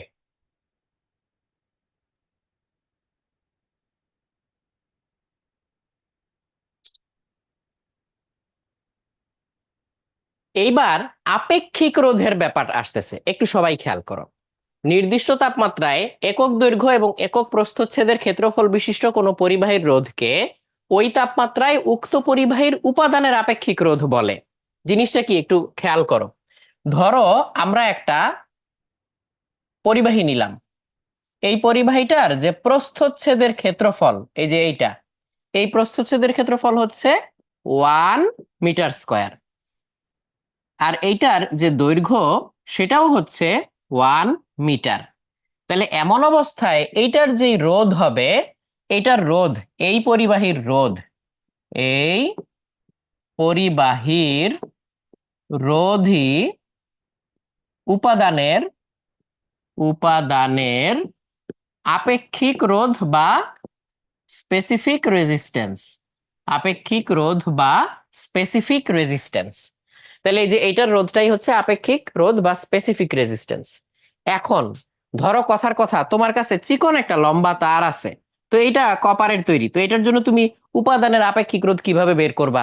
আর এই আপেক্ষিক রোধ যেটা, এই আপেক্ষিক রোধ হচ্ছে উপাদানের বৈশিষ্ট্য। কার বৈশিষ্ট্য? উপাদান বা ম্যাটেরিয়ালের বৈশিষ্ট্য। যেমন আমরা যদি কপারের জন্য নেই, তাহলে 1 মিটার স্কোয়ার প্রস্থচ্ছেদ 1 মিটার দৈর্ঘ্য, এরকম যদি একটা কপারের টুকরা নেই, ওইটার যে রোধ পাবো আমরা মাপলে, এই যে মেশিন দিয়ে মাপলে, তাহলে সেটা হবে হচ্ছে কপারের যে আপেক্ষিক রোধ সেইটা। এখন একই কপার দিয়ে আমরা তো চিকন তার বানাইতে পারি, মোটা তার বানাইতে পারি, বড় তার বানাইতে পারি, ছোট তার বানাইতে পারি। ওই প্রত্যেকটা তারের রোধ আলাদা হবে, কিন্তু আপেক্ষিক রোধ একই হবে। কারণ এই আপেক্ষিক রোধ কার বৈশিষ্ট্য? উপাদানের। তো এই ব্যাপারটা বোঝার জন্য আমরা নিচের এক্সাম্পলটায় আসি। মনে করো এই তারটার প্রস্থচ্ছেদের ক্ষেত্রফল হচ্ছে এ, তার মানে যে কোনো জায়গায় কাটলে আমরা যে ক্ষেত্রফলটা পাবো সেই ক্ষেত্রফলটা হচ্ছে এ। আর এটার যে দৈর্ঘ্য, দৈর্ঘ্যটা হচ্ছে ক্যাপিটাল এল। আর এটার দুই প্রান্তে আমি যদি মেশিন ধরে রোধ মাপি, তাহলে রোধ পেয়ে গেলাম হচ্ছে, আমরা রোধ বা রেজিস্ট্যান্স পেয়ে গেলাম হচ্ছে আর। তাইলে এখন আমি কি লিখতে পারবো? যে এইটার রোধ হচ্ছে আর, কিন্তু এখানে প্রস্থচ্ছেদের ক্ষেত্রফল কত? প্রস্থচ্ছেদের ক্ষেত্রফল হচ্ছে এ। তাইলে আমরা যদি প্রস্থচ্ছেদের ক্ষেত্রফল এ এটা দিয়ে ভাগ দেই, আর যদি হচ্ছে তোমার এল এটা দিয়ে হচ্ছে যদি ভাগ দেই, তাহলে কি প্রতি একক দৈর্ঘ্যে একক প্রস্থচ্ছেদের ক্ষেত্রফলে আমরা কি পেয়ে যাব? ওর রোধের পরিমাণ কত সেটা পেয়ে যাব, তাই না? তাহলে সেইখান থেকে ঘুরায়ে কি আমি এটা বলতে পারি? সবাই একটু ভালো করে খেয়াল করে দেখো তো, যে আমি ঘুরায়ে কি বলতে পারি যে এই আর কার কার প্রপোর্শনাল আর কার কার ইনভার্সলি প্রপোর্শনাল? অ্যান্সার হচ্ছে হ্যাঁ, পারি। তুমি পানির পাইপের সাথে তুলনা করো, পাইপটা যদি চিকন হয় তাহলে তার রোধ বেশি না কম? অ্যান্সার হচ্ছে পাইপ যত চিকন রোধ তত বেশি। তাহলে আর নিশ্চয়ই এর সাথে ইনভার্সলি প্রপোর্শনাল। কেন ইনভার্সলি প্রপোর্শনাল? এ যত কম পাইপের রেজিস্ট্যান্স তত বেশি। আবার তুমি চিন্তা করো যে এই যে দৈর্ঘ্য যেটা এল, দৈর্ঘ্য যত লম্বা হবে, লম্বা পাইপের ভিতর দিয়ে পানি পাঠাইতে কষ্ট নাকি ছোট্ট একটা পাইপের ভিতর দিয়ে পানি পাঠাইতে কষ্ট? যত লম্বা হবে পুরা রাস্তা জুড়ে সে বাধা পাইতে থাকবে, বাধা পাইতে থাকবে, তাহলে কষ্ট। তাহলে যত লম্বা হবে রোধ তত বেশি হবে। তাইলে এল এর সাথে সে প্রপোর্শনাল, এর সাথে ইনভার্সলি প্রপোর্শনাল। তাহলে সেখান থেকে আমরা যদি প্রপোর্শনালিটি কনস্ট্যান্ট দেই, আর ইকুয়ালস, তাহলে এখানে একটা রো চলে আসে। সেই রোটাই হচ্ছে আমাদের আপেক্ষিক রোধ। এই যে এই আপেক্ষিক রোধ, এইটাই হচ্ছে সেই রো। বুঝতে পারছো? তাহলে এই যে এই রো, এটাই হচ্ছে আমাদের আপেক্ষিক রোধ। তাহলে এইখান থেকে আমরা বুঝতে পারলাম যে আর ইকুয়ালস রো এল বাই এ। তাহলে একটা বস্তু বা একটা তার, এটা কি একটা অবজেক্ট? সেই অবজেক্টের প্রপার্টি হচ্ছে এই রোধ। তাহলে অবজেক্টের প্রপার্টিটা অবজেক্টের দৈর্ঘ্য, প্রস্থ, উচ্চতা এগুলোর উপরে নির্ভর করে। কপারের তৈরি তার যদি লম্বা হয় বেশি, তাহলে রেজিস্ট্যান্স বেশি হবে। কপারের তৈরি তারটারই লম্বা যদি কম হয়, খাটো হয়, তাহলে রেজিস্ট্যান্স কম হবে। তারটা যদি মোটা হয়, তার মানে কি এ বড়, তাহলে রেজিস্ট্যান্স কম হবে। তারটা যদি সরু হয় একদম চিকন, তাহলে এ ছোট, তাহলে রেজিস্ট্যান্স হবে বেশি, তাই না? তো এই জিনিসটা এক্স্যাক্টলি আমরা হচ্ছে দেখায় দিতে পারি। এই জিনিসটা এখন আমরা এক্স্যাক্টলি পরীক্ষা করে দেখাই দিতে পারি। আসো দেখাই। তাহলে এটা করার জন্য আমার একটা রেজিস্ট্যান্স লাগবে। তাহলে রেজিস্ট্যান্স আমি কই পাবো? দেখো এখানে আমি কাগজের মধ্যে পেন্সিল দিয়ে ইচ্ছা মতো দাগ দিয়ে নিছি, দেখতে পাচ্ছ? এই যে কাগজের মধ্যে পেন্সিল দিয়ে ইচ্ছা মতো দাগ দিয়ে নিছি। পেন্সিলে কি থাকে? গ্রাফাইট। গ্রাফাইট কি? কার্বনের একটা রূপভেদ। এটা আবার কি? বিদ্যুৎ পরিবাহী। তাহলে এইখান থেকে আমি একটু ছোট করে কেটে নিব। আমি এখান থেকে একটা অংশ কেটে নিচ্ছি, এটা দিয়েই আমি দেখাইতে পারবো। তাহলে আমি টেবিলের উপরে এক্সপেরিমেন্টটা করতেছি, সবাই খেয়াল করো। এই যে আমি টেবিলের উপরে রাখলাম, আমি এখন এটার রেজিস্ট্যান্স মাপবো। এই যে এটার রেজিস্ট্যান্স আমি মাপবো। তাহলে আমি এখানে ধরতেছি, তোমরা সবাই দেখো রেজিস্ট্যান্সটা কত আসে, কত ওহম আসে, এটা সবাই দেখো। রেডি? সবাই দেখো, দেখে আমাদেরকে বইলো কয়টা পেন্সিল লাগছে। একটাও শেষ হয়নি পেন্সিল। তাহলে এই যে এখানে আমি ধরলাম, রেজিস্ট্যান্স কত দেখায়? 15 কিলো ওহম, 15.7। তাহলে 16 kilo ohm, 16 kilo ohm resistance দেখাচ্ছে। ইয়াসির যেটা জিজ্ঞেস করছো, না আমরা একই রকম পাবো না, হয়তো এটা বর্তনীটা কেমন তার উপরে ডিপেন্ড করবে, আমি দেখাচ্ছি একটু পরে, আগে পরিবাহিকটা শেষ করি। তাহলে দেখো 16 কিলো ওহম, তাহলে তোমরা কমেন্টে লিখো 16 কিলো ওহম, কাছাকাছি আর কি। এখন এই যে এই এটার দিকে তাকাও, এই যে এটার এই প্রান্ত থেকে ওই প্রান্ত আমি এখানে ধরছি প্রোব, তাতে এটার রেজিস্ট্যান্স পাইছি 16 কিলো ওহম। এখন আমি যদি এটাকে কেটে চিকন করে ফেলি, তাহলে রোধ আরো বাড়বে না? যদি এটাকে কেটে আমি চিকন করে ফেলি তাহলে রোধ বাড়বে। তাহলে আমি একটা কাজ করি, এই যে কেচি নিলাম, এই কেচি নিয়ে আমি এটার মাঝখান থেকে এটাকে হচ্ছে কেটে ফেললাম, এই মাঝখান থেকে কেটে ফেললাম। কেটে ফেললে দেখো দুইটা কাজ হইলো। এই যে কেটে ফেলছি, কেটে ফেলাতে এই যে এখন আমি যদি এই দুই প্রান্তে ধরি, তাহলে আমার রাস্তাটা আগের চেয়ে লম্বা হইলো। এই যে পুরাটা মিলে, এই যে এদিক দিয়ে কারেন্ট যাবে, এই যে উপর দিয়ে ঘুরে আবার এদিক দিয়ে আসবে, কারণ মাঝখানে তো আমি কেটে ফেলছি, এদিক দিয়ে তো কারেন্ট আসতে পারবে না, তাই না? তাহলে হচ্ছে একদম এইখান থেকে ঘুরে এখান থেকে হচ্ছে কারেন্ট আসবে, তাহলে মাঝখানে কেটে ফেলাতে কারেন্ট আসতে পারবে না। তাইলে একে তো প্রস্থচ্ছেদের ক্ষেত্রফল হয়ে গেল অর্ধেক, আবার লম্বায় হয়ে গেছে দ্বিগুণ। অবশ্য প্রস্থচ্ছেদের ক্ষেত্রফল না, এখানে খালি মানে লম্বাটা চেঞ্জ হয়েছে, কারণ আমার এই যে অ্যাকচুয়ালি এটার থিকনেস কতটুকু চেঞ্জ হয়েছে এটা তো আর আমি এখান থেকে বলে বুঝাইতে পারবো না। বাট এটুকু তো বুঝছো যে এখানে লম্বা হয়েছে রাস্তাটা। আগে আমরা এটার দুই প্রান্তে যখন প্রোব ধরছিলাম ডিরেক্টলি এক মাথা থেকে আরেক মাথায় কারেন্ট যেত, এখন আমি এইখানে একটা অংশ ধরবো, এখানে একটা অংশ ধরবো রেজিস্ট্যান্স মাপার জন্য, তাহলে তখন এই পুরাটা ঘুরে কারেন্টটাকে যাইতে হবে, লম্বা রাস্তা দিয়ে যাবে। তাহলে এখন তোমরা আমাকে বলো, এখন কি রেজিস্ট্যান্স বাড়বে নাকি কমবে? ভাইয়া ফুল স্ক্রিন দেখানোর কোনোই দরকার নাই, শুধু কাগজটা দেখবো আমরা, জাস্ট কাগজটা দেখবো, কারণ দূর থেকে এটা বোঝা যাবে না। না না না, সুইচ করা যাবে না, এই কনসেন্ট্রেশন রাখতে হবে এখানে। তাহলে এই যে এইখান থেকে আমি ধরবো একটা, এটা ঘুরে এদিক দিয়ে এই পর্যন্ত হচ্ছে আসবে, তাহলে রাস্তাটা লম্বা হইলো, তাহলে রেজিস্ট্যান্স কি কমবে নাকি বাড়বে? তাহলে এটা হচ্ছে আমার প্রশ্ন। তাহলে তোমরা উত্তর দাও, রেজিস্ট্যান্স বাড়বে নাকি কমবে? তাহলে এটা আমরা একটু পরীক্ষা করে দেখি। মনে আছে তো আগে কত ছিল? 16 কিলো ওহম ছিল। তাহলে এইবার আমি টেবিলে রাখলাম, টেবিলে এখন আমরা দেখি। তাহলে টেবিলে রাখলাম, এখন রেজিস্ট্যান্সটা দেখবো। একটা ধরলাম এইটাতে, এই যে এই মাথায়, আরেকটা ধরলাম এই যে এই মাথায়, এই যে। তাহলে এখন দেখো কত হয়ে গেছে, 64 কিলো ওহম, 64 কিলো ওহম। তাহলে ঠিক 4 গুণ হয়েছে কিনা খেয়াল করো। 16 ছিল, এখন হয়ে গেছে 64। 16 ছিল, এখন হয়ে গেছে 64 কিলো ওহম, দেখতে পাইছো? আচ্ছা, এখন কথা হলো 4 গুণ কেন হইলো? এক্স্যাক্টলি 4 গুণই কেন হইলো, কম বেশি হইলো না কেন?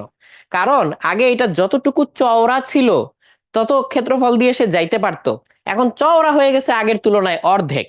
তাহলে চওড়া যদি অর্ধেক হয়ে যায়, এ যদি কমে যায়, তাহলে রেজিস্ট্যান্স হয়ে গেল ডাবল।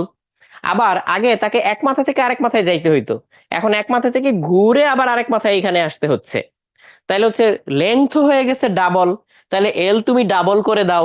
ম্যাটেরিয়াল তো গ্রাফাইটই আছে, তাহলে এইটা চেঞ্জ হয় নাই, এইটা অর্ধেক হয়েছে, এটা ডাবল হয়েছে, তাহলে 4 গুণ হয়ে যাবে না? তাহলে এর জন্য রেজিস্ট্যান্স 16 কিলো ওহম থেকে 64 কিলো ওহম হয়ে গেছে। তাহলে এই ব্যাপারটা সবার কাছে ক্লিয়ার হয়েছে কিনা এটা আমাকে একটু জানাও, এটা ক্লিয়ার হয়েছে কিনা জানাও। আর আমি ফেসবুকেও দেখতে পাচ্ছি যে অনেকেই বলছে যে রেজিস্ট্যান্স বাড়বে, এবং হ্যাঁ বাড়বে, কথা সত্যি, এবং এটা আমরা একদম এক্সপেরিমেন্ট করে দেখাই দিলাম যে একদম ক্লিয়ারলি যে 4 গুণ হয়েছে। তাহলে এটা সবাই বুঝতে পারছো তো? ওকে।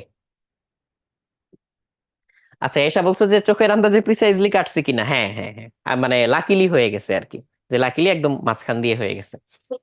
সো এই হচ্ছে ব্যাপার। তাহলে এখন আমি তোমাকে আরেকটা জিনিস দেখাইতে পারি এইখানে, সেটা হচ্ছে আমার এই যে এইখানে এই কাগজটা তো বাকিটা এখনো আছে, বাকিটা এখনো আছে। এই রেজিস্ট্যান্সটা দিয়ে আমি ভ্যারিয়েবল রেজিস্ট্যান্স বানাইতে পারি। আমার হাতে এই যে রেজিস্ট্যান্স গুলা ছিল, এগুলা এগুলা কেমন? এগুলো হচ্ছে ফিক্সড রেজিস্ট্যান্স, এগুলোর ভ্যালু চেঞ্জ হয় না। আর এইটা দিয়ে আমি ভ্যারিয়েবল বানাইতে পারি কেমনে দেখো। আমি আবারও কাগজটা এখানে ধরলাম, সিম্পলি আমি এখন একটা কাজ করব, এই যে পুরা দুই মাথায় ধরছি, লাল প্রান্তটা এই পাশে ধরছি, আর এই যে কালো প্রান্তটা এই পাশে ধরছি, পুরাটার রেজিস্ট্যান্স আমি পাইলাম 25 কিলো ওহম। যদি এটা আমি এই প্রান্তে না ধরে মাঝখানে ধরি, তাহলে অর্ধেক পাবো, এই যে 13 কিলো ওহমের মতো পাইছি, 13। এটা যদি আরো কাছে ধরি, তাহলে দেখো আরো কম পাচ্ছি, এখন 9 কিলো ওহম পাচ্ছি। আরো কাছে ধরলাম, এখন পাচ্ছি 5 কিলো ওহম। তার মানে একটা প্রান্তকে স্থির রেখে অন্য প্রান্তটাকে যদি আমি এটার বিভিন্ন প্রান্তে বা বিভিন্ন অংশে টাচ করি বা আস্তে আস্তে সরাইতে থাকি, তাহলে দূরে নিতে থাকলে দেখো রেজিস্ট্যান্স বাড়তেছে বাড়তেছে বাড়তেছে। এই যে আমার হাতের দিকে খেয়াল করো, হাত দূরে সরাচ্ছি, তাতে রেজিস্ট্যান্স বাড়তেছে বাড়তেছে, এই যে 21, 22, 23, 24, 25 পর্যন্ত চলে গেছে। আবার আমার হাতের দিকে খেয়াল করো, তারপরে ডায়ালের দিকে তাকাইও, আমি এটাকে কাছে নিচ্ছি কাছে নিচ্ছি কাছে নিচ্ছি, এখন রেজিস্ট্যান্স কমতেছে কমতেছে কমতেছে। এই যে 16, 15, 14, 13, 12, 11, 10, 9, এই যে এরকম করে কমতেছে কমতেছে কমতেছে, কমতে কমতে একদম গায়ে গায়ে লাগাই ফেললে জিরো হয়ে যাবে। এই যে গায়ে গায়ে লাগাই ফেললাম, এখন হচ্ছে জিরো হয়ে গেল। তাহলে এইভাবে তুমি এটার সাহায্যে একটা কার্যকর ভ্যারিয়েবল রেজিস্টর বানায় ফেলতে পারো। তো ভ্যারিয়েবল রেজিস্টর মানে কি, যেহেতু রেজিস্ট্যান্স ভ্যারি করে, তাহলে এটার ভিতর দিয়ে প্রবাহিত কারেন্টের পরিমাণও কি ভ্যারি করবে। এইটাই যদি আমরা মেকানিক্যালি বানাই, তাইলে জিনিসটা দেখতে হবে এই যে এইরকম। এইখানে দেখো অনেক লম্বা একটা তার আমরা একটা সিলিন্ডারের মতো করে পেঁচায় রেখে দিছি। তাহলে এইটাই হচ্ছে আমার এক প্রান্ত থেকে আরেক প্রান্ত। তো আমি যদি এক প্রান্তে কানেকশন দিয়ে রাখি আর আরেক প্রান্তটা এই যে উপরের এই নব থেকে নেই, এই যে এই নবটা এটা তো ঘুরে স্লাইডার, এইটার থেকে যদি আরেকটা প্রান্ত নেই, তাহলে এখন কোথায় আছে মাঝখানে, তাহলে রেজিস্ট্যান্স কাজ করবে অর্ধেক। এখন কোথায় আছে কাছাকাছি, তাহলে রেজিস্ট্যান্স কাজ করবে আরো কম পিচ্ছি একটু। এখন কোথায় আছে একেবারে অন্য প্রান্তে, তাহলে রেজিস্ট্যান্স কাজ করবে সবচেয়ে বেশি। তাহলে এইবার আমি এখানে ব্যাটারি কানেকশন দিয়ে একটা লাইট জ্বালায় দেখাইতে চাই। তাহলে লাইটটা যেহেতু খুবই ডিম, মানে ছোট্ট একটা লাইট, এটা তোমরা ক্লিয়ারলি দেখতে পাবা কিনা আমি শিওর না, তাও আমি চেষ্টা করি। তোমাদের দিকে আমি লাইটটা ধরতেছি, এই যে এখানে ছোট্ট একটা বাল্ব আছে। এই বাল্বগুলো এখন আর কিনতে পাওয়া যায় না, অনেক আগে হচ্ছে পাওয়া যাইতো। সো এগুলো পাওয়াটা একটু টাফ, আগের দিনে টর্চের ভিতরে হচ্ছে এই বাল্বগুলো থাকতো। তো এখন দেখো রেজিস্ট্যান্স অনেক বেশি, এটা কি জ্বলতে দেখা যায়? না, জ্বলতেছে না। আমি রেজিস্ট্যান্স কমাইলাম, এই যে এখন এটা জ্বলে উঠছে, এই যে দেখো এটা জ্বলে উঠছে, হলুদ একটা আলো দিচ্ছে। রেজিস্ট্যান্স আরো অর্ধেক করে ফেললাম, এখন এটার ব্রাইটনেস বাড়ছে। রেজিস্ট্যান্স একদম কমাই দিলাম, এখন এটা ম্যাক্সিমাম ব্রাইটনেস নিয়ে জ্বলতেছে। তাহলে রেজিস্ট্যান্স বাড়াইতে থাকলে এটার উজ্জ্বলতা কমতে কমতে কমতে কমতে এই যে এটা নিভে গেল, এখন আর জ্বলতেছে না। তাহলে রেজিস্ট্যান্স একদম কমাই দিলে এটা উজ্জ্বল হয়ে জ্বলে, রেজিস্ট্যান্স বাড়াই দিলে এটার ভিতর দিয়ে কারেন্ট কম যায় বা এখন যাচ্ছেই না, তাহলে এটা নিভে গেছে। তাহলে এটা হচ্ছে ভ্যারিয়েবল রেজিস্টরের কাজ, ভ্যারিয়েবল রেজিস্টরের কাজ। এবং যখনই আমরা ব্যাটারি দিয়ে কিছু একটা করব, কাজ শেষে ব্যাটারি খুলে রাখবো, গুড প্র্যাকটিস। বিশেষ করে যারা ইলেকট্রিক্যাল ইঞ্জিনিয়ারিং পড়বা বা ইন জেনারেল ইঞ্জিনিয়ারিং পড়বা, অনেক বিষয়ে সতর্ক থাকতে হবে, তার মধ্যে এইটা একটা, ব্যাটারি খুলে রাখতে হবে। ওকে। আচ্ছা, এই যে রাজু বলতেছো যে ভাইয়া অনেকে এই চ্যাপ্টার ভয় করে, সহজ করে বোঝানো সম্ভব আজকে দেখলা, তাহলে ফ্রেন্ডদেরকে ডেকে ডেকে এইভাবে বুঝায় দাও, তাইলেই তো হইলো। আমি তোমাকে বুঝাইছি, তুমি আরেকজনকে বুঝাবা, বা হচ্ছে তাদেরকে বলবা আইসা আমাদের কাছে বুঝতে, এই যে ক্লাসটা তো ফ্রি হচ্ছে, যে কেউই তো দেখতে পারে, তাহলে তাদের সাথে শেয়ার করে দিতে পারো বা লিঙ্কটা পাঠিয়ে দিতে পারো, দেখলেই বুঝবে, খুবই ইজি জিনিস এই জিনিসগুলা। ওকে। তো সামি বলছো যে কেন এমন হয়, মানে এটা জানতে চাইছো যে লাইটের ব্রাইটনেস বাড়ে কমে কেন? কারেন্ট বেশি যাওয়া মানে কি, ওখানে হিট বেশি তৈরি হচ্ছে, এনার্জি ডিসিপেশন বেশি হচ্ছে, এজন্য ব্রাইট।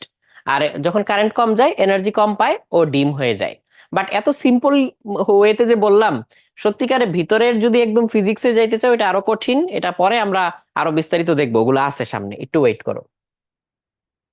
আচ্ছা, রেগুলেটরে সবসময় ভ্যারিয়েবল রেজিস্টর ইউজ করে এমনটা না, রেগুলেটরে সবসময় যে ভ্যারিয়েবল রেজিস্টার ইউজ করে এমনটা না, অনেক রকম রেগুলেটর আছে, এগুলো সামনে তোমরা পাবা। তাহলে এগুলো আমরা দেখলাম, এই জিনিসগুলো আমরা দেখলাম, এবার চলো একটু সামনে যাই।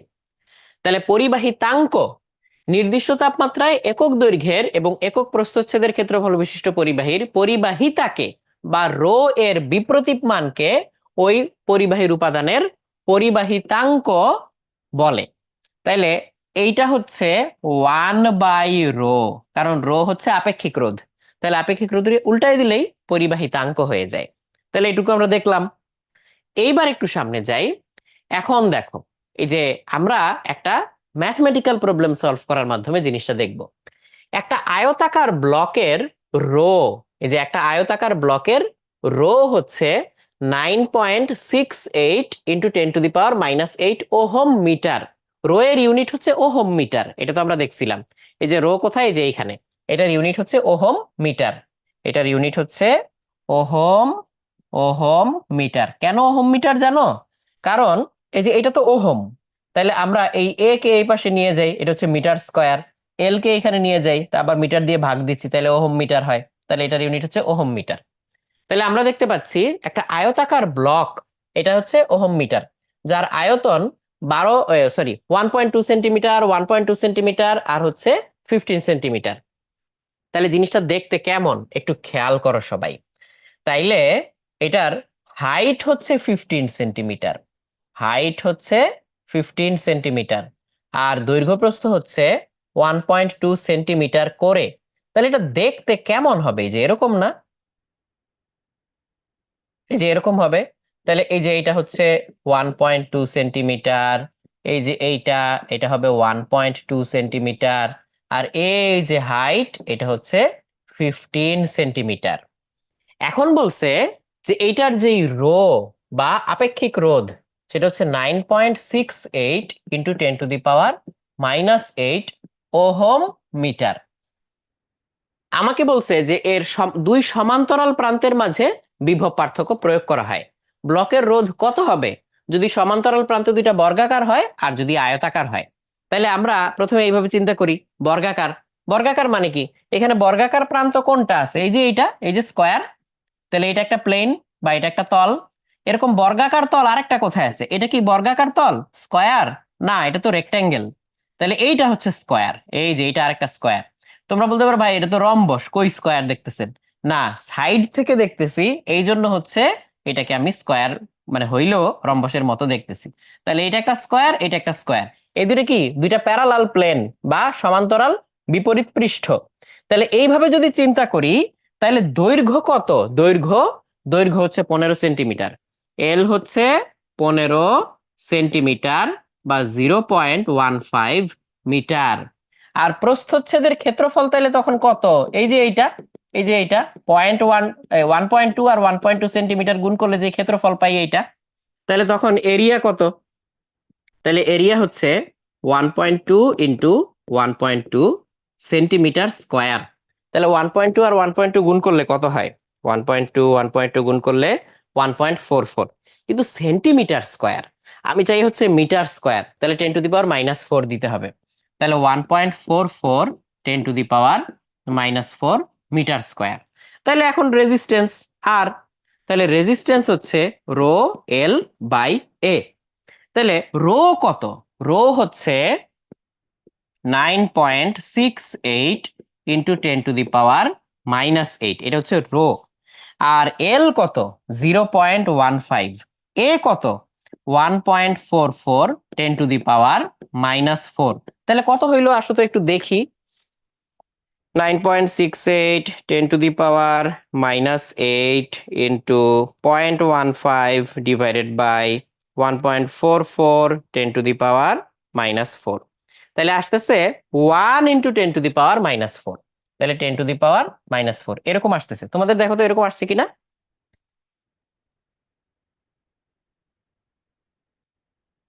এসা জিজ্ঞেস করছো যে বজ্রপাত হচ্ছে, ক্লাস কন্টিনিউ করা সেফ কিনা। তুমি যদি মোবাইলে দেখো তাহলে তো সমস্যা নাই।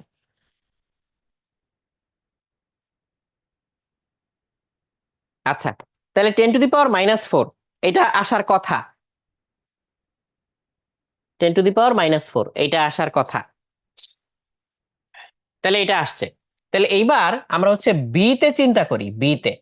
এখন বলছে যে যদি দুই সমান্তরাল প্রান্ত আয়তাকার হয়, তার মানে কোনটা কোনটা কোনটা আমরা নিতে পারি। আমরা এই পাশের যে আয়তাকার প্রান্তটা এটা নিতে পারি, তার বিপরীতে আরেকটা আয়তাকার প্রান্ত আছে, সেটা কোনটা? এই যে এইটা, এই যে এইটা।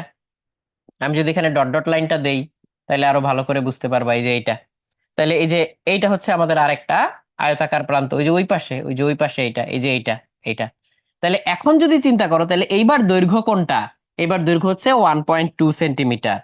তাহলে হচ্ছে এল, সেটা হচ্ছে 1.2 সেন্টিমিটার, তার মানে 0.012 মিটার। আর এখন ক্ষেত্রফল কোনটা? এই যে যে কোনো একটা আয়তাকার ক্ষেত্রের ক্ষেত্রফল, তার মানে 1.2 × 15, 1.2 × 15 সেন্টিমিটার স্কোয়ার। তাহলে 1.2 × 15 দিলাম, তাকে 10⁻⁻4 দিয়ে গুণ দিতে হবে। তাহলে আসতেছে 1.8 10⁻⁻3। 1.8 × 10⁻³ মিটার স্কোয়ার। তাহলে এইবার রেজিস্ট্যান্স কত? R2 rho L/A। আচ্ছা, রো কি চেঞ্জ হয়েছে আমাদের? বলো তো, রো কি চেঞ্জ হয়েছে? না, কারণ রো তো উপাদানের, তো একই উপাদান তো আছে, উপাদান তো আমি চেঞ্জ করি নাই, তাহলে রো সেম থাকবে। তাহলে রো সেম থাকলে এবার তুমি ভ্যালু বসাও। তাহলে ভ্যালু বসাইলে আমি দেখি আগের হিসাবটার মধ্যে ভ্যালুটা বসানো যায় কিনা। আগের হিসাবটার মধ্যে আমি যদি ভ্যালু বসাই, তাহলে হচ্ছে -3, আর এদিকে হচ্ছে 1.8, আর উপরে হচ্ছে কত আসতেছে?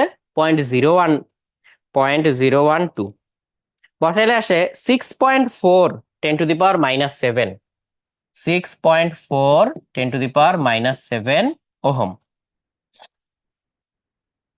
তাইলে এই দুইটা আমরা হচ্ছে দুই ক্ষেত্রে রেজিস্ট্যান্সের ভ্যালু পাইলাম, বুঝা গেছে? ওকে, তাহলে এই দুইটা হচ্ছে আমাদের রেজিস্ট্যান্সের ভ্যালু পাইলাম, ঠিক আছে? ওকে, নেক্সট চলো আমরা দেখি। দুইটা বর্তনী এ আর বি, এগুলোর হচ্ছে রোধ চাইছে। এখন এদিকে আছে ভোল্টেজ, এদিকে আছে কারেন্ট। তো তুমি একটু চিন্তা করো তো, এদিকে হচ্ছে ভোল্টেজ, এদিকে কারেন্ট। তাহলে এই গ্রাফটা যদি হচ্ছে এইরকম হয়, যে গ্রাফটা মনে করো এইরকম, তাহলে এরকম যদি গ্রাফ হয়, কারেন্ট ভোল্টেজের গ্রাফটা এরকম কেন একটা রেজিস্ট্যান্সের জন্য, সেটা কি আমরা বলতে পারবো? হ্যাঁ, বলতে পারবো। দেখো, ভোল্টেজ দেই নাই, কারেন্ট যায় নাই, ভোল্টেজ জিরো, কারেন্টও জিরো, তাহলে এখানে আমরা 0 0 থেকে শুরু করছি, ভোল্টেজ বাড়াইছি, লিনিয়ারলি কারেন্ট বাড়ছে। সরি, সাউন্ডটা একটু অফ করে দেন।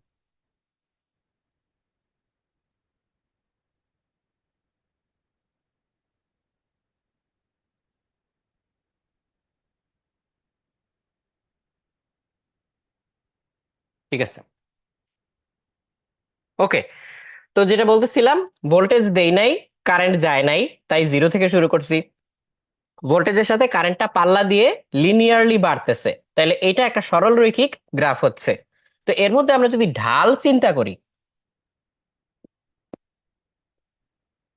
বা স্লোপ, তাহলে এটা কি ওয়াই অক্ষের পরিবর্তন বাই এক্স অক্ষের পরিবর্তন, তাই না? ΔV/ΔI।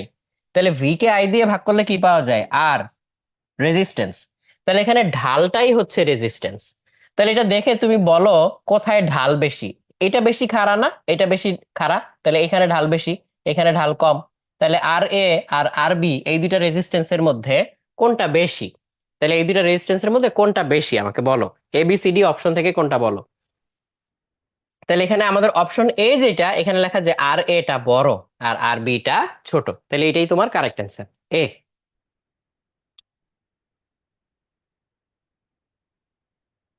রাইট, এ, এ, এ হচ্ছে কারেক্ট অ্যান্সার।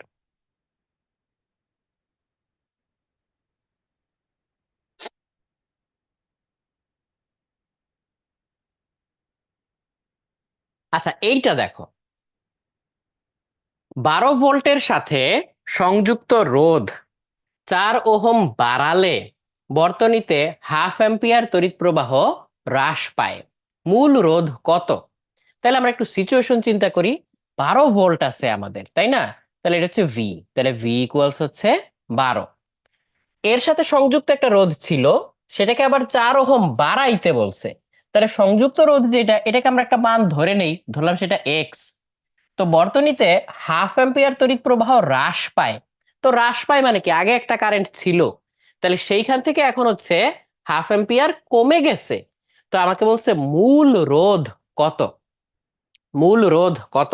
তো মূল রোধটাই তো হচ্ছে এই যে যেটা ছিল এটা। তো আচ্ছা, এক্স না ধরে আমরা ধরো আর ধরি, তাহলে মূল রোধ এটা ছিল। তো আমরা এখন এটা কিভাবে বের করব?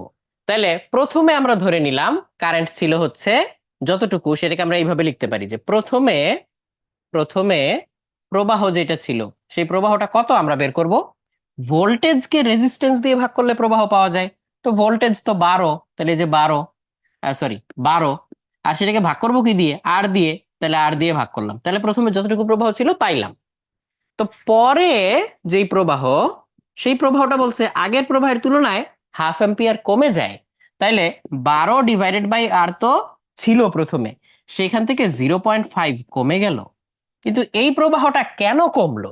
তার কারণ হচ্ছে ভোল্টেজ আমরা 12 রাখছি রাখছি, কিন্তু রেজিস্ট্যান্স আর এর সাথে আমরা আরো 4 যোগ করে দিছি না? এই যে এখানে বলছে যুক্ত রোধ 4 ওহম বাড়ালে, তাহলে ভোল্টেজ 12 ছিল ছিলই, তার সাথে নিচে যে রেজিস্ট্যান্সটা ছিল তাকে আমরা 4 পরিমাণে বাড়াইছি, তাইলে এটা পাওয়া যায়। তাহলে এখন এই ইকুয়েশনটাকে তুমি সলভ করো, সলভ করে দেখো কত আসে।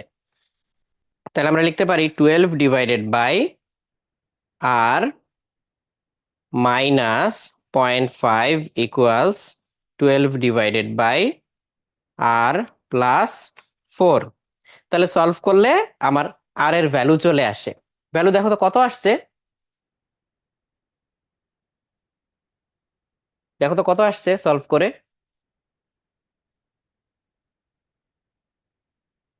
আচ্ছা, আমার আসছে 8, আমার আসছে 8, আর এর ভ্যালু হচ্ছে 8 ওহম আসছে, আর এর ভ্যালু 8 ওহম আসছে তোমাদের 8।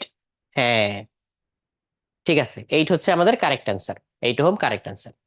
আর এখানে মনে হয় এই ছবিটা ওই যে আরফিন বলতে বলছিলা, এই যে দেখো এইখানে তুমি অন্যভাবে চিন্তা করো।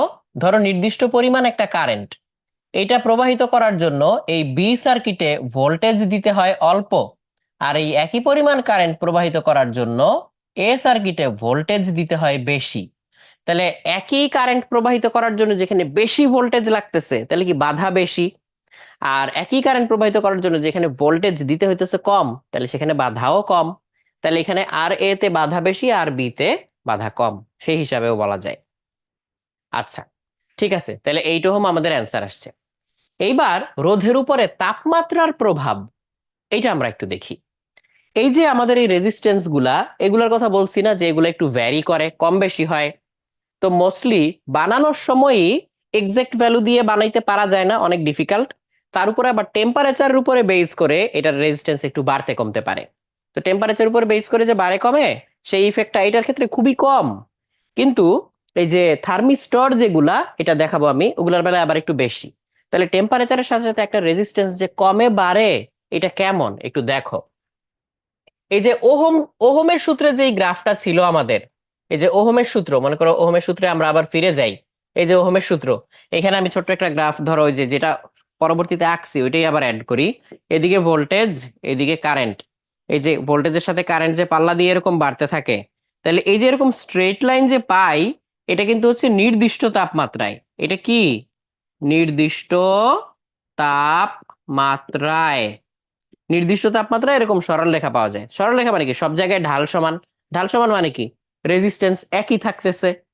কিন্তু যখন কোন একটা রেজিস্ট্যান্সের আমরা টেম্পারেচার চেঞ্জ করি, তখন হচ্ছে তার রেজিস্ট্যান্সটাও কিছুটা চেঞ্জ হয়ে যায়। তো এই যে এইটা মনে করো আমাদের রেজিস্ট্যান্স, বা এটা একটা রেজিস্টর। তো এইটার রেজিস্ট্যান্সটা বা রোধটা এক এক তাপমাত্রায় এক এক রকম হয়। তো পরিবাহী যারা, তাদের হচ্ছে টেম্পারেচার বাড়াইলে রেজিস্ট্যান্স আস্তে আস্তে বাড়তে থাকে। আর অর্ধপরিবাহী ও অপরিবাহী এরকম নামে আরো দুইটা জিনিস আছে, সেগুলাতে কি হয় আস্তে আস্তে বলতেছি, আসো। তাহলে রোধের উপরে তাপমাত্রার প্রভাব, আমরা এই যে এইটার জন্য টেম্পারেচার অনুযায়ী রেজিস্ট্যান্সটাকে এইভাবে ডিফাইন করতে পারবো। আর নিচে ছোট্ট করে দিলাম টি, মানে কি, টি তাপমাত্রায় এর রোধ ইকুয়ালস, আমরা বলতে পারবো R naught into 1 plus alpha, 1 plus alpha T minus T naught. এই যে এরকম। ও এখানে ব্রেকেট আরেকটা আসবে, তাহলে ওইটাকে আমরা সেকেন্ড ব্রেকেট দিয়ে লিখি। এই এই এই যে এইভাবে লিখতে পারি। তাহলে এইখানে আর টি কি, টি তাপমাত্রায় হচ্ছে ওর রোধ। তাহলে আর নট কি, টি নট তাপমাত্রায় ওর রোধ, এরকম। তাহলে এই টি নটটাকে বলা হচ্ছে reference temperature. Normally reference temperature হিসেবে 0 ডিগ্রি সেলসিয়াস বা 273 কেলভিনকে নেওয়া হয়। এখন এই ফর্মুলায় টি আমাদের কি কেলভিনে বসাইতে হবে নাকি ডিগ্রি সেলসিয়াসে বসাইতে হবে? অ্যান্সার হচ্ছে যে এই ফর্মুলায় আমরা হচ্ছে ডিগ্রি সেলসিয়াস বা কেলভিন যে কোনোটাই বসাইতে পারবো, আমাদের কোনো সমস্যা হবে না। কারণ আমরা পার্থক্য নিছি, কেলভিন স্কেলের যেই পার্থক্য আর ডিগ্রি সেলসিয়াস স্কেলের যে পার্থক্যটা সমান হয় না, এটা আমরা দেখছিলাম। তাহলে পার্থক্য যেহেতু, তাহলে এখানে আমরা ডিগ্রি সেলসিয়াস বা কেলভিন যে কোনো ইউনিটেই বসাইতে পারবো। তাহলে এখানে আমি একটু কোনায় লিখে দেই, টি নট তাপমাত্রায় তাপমাত্রায় রোধ, আর এটাকে আমরা বলবো হচ্ছে টি তাপমাত্রায় রোধ, আর এইটাকে বলবো হচ্ছে রোধের তাপীয় সহগ। রোধের তাপীয় সহগ। এখন এইবার আসি পরিবাহীর জন্য। পরিবাহী এটার জন্য আলফা পজিটিভ। অর্ধপরিবাহীর জন্য সম্পর্কটা এক্স্যাক্টলি এরকম না, কিন্তু হচ্ছে আলফা নেগেটিভ হয়। মানে সম্পর্কটা এই ফর্মুলা দিয়ে অর্ধপরিবাহীর জন্য তুমি বলতে পারবা না, কিন্তু এটার জন্য আলফা নেগেটিভ হয়। তাহলে অর্ধপরিবাহীটাকে আমরা আলাদা করে পরে একটু নিচে আলাদা করে লিখব। আর কিছু সিরামিক ম্যাটেরিয়াল আছে, সেগুলোর জন্য হচ্ছে আলফা নেগেটিভ হওয়া পসিবল। তো পরিবাহীর জন্য হচ্ছে আলফা পজিটিভ।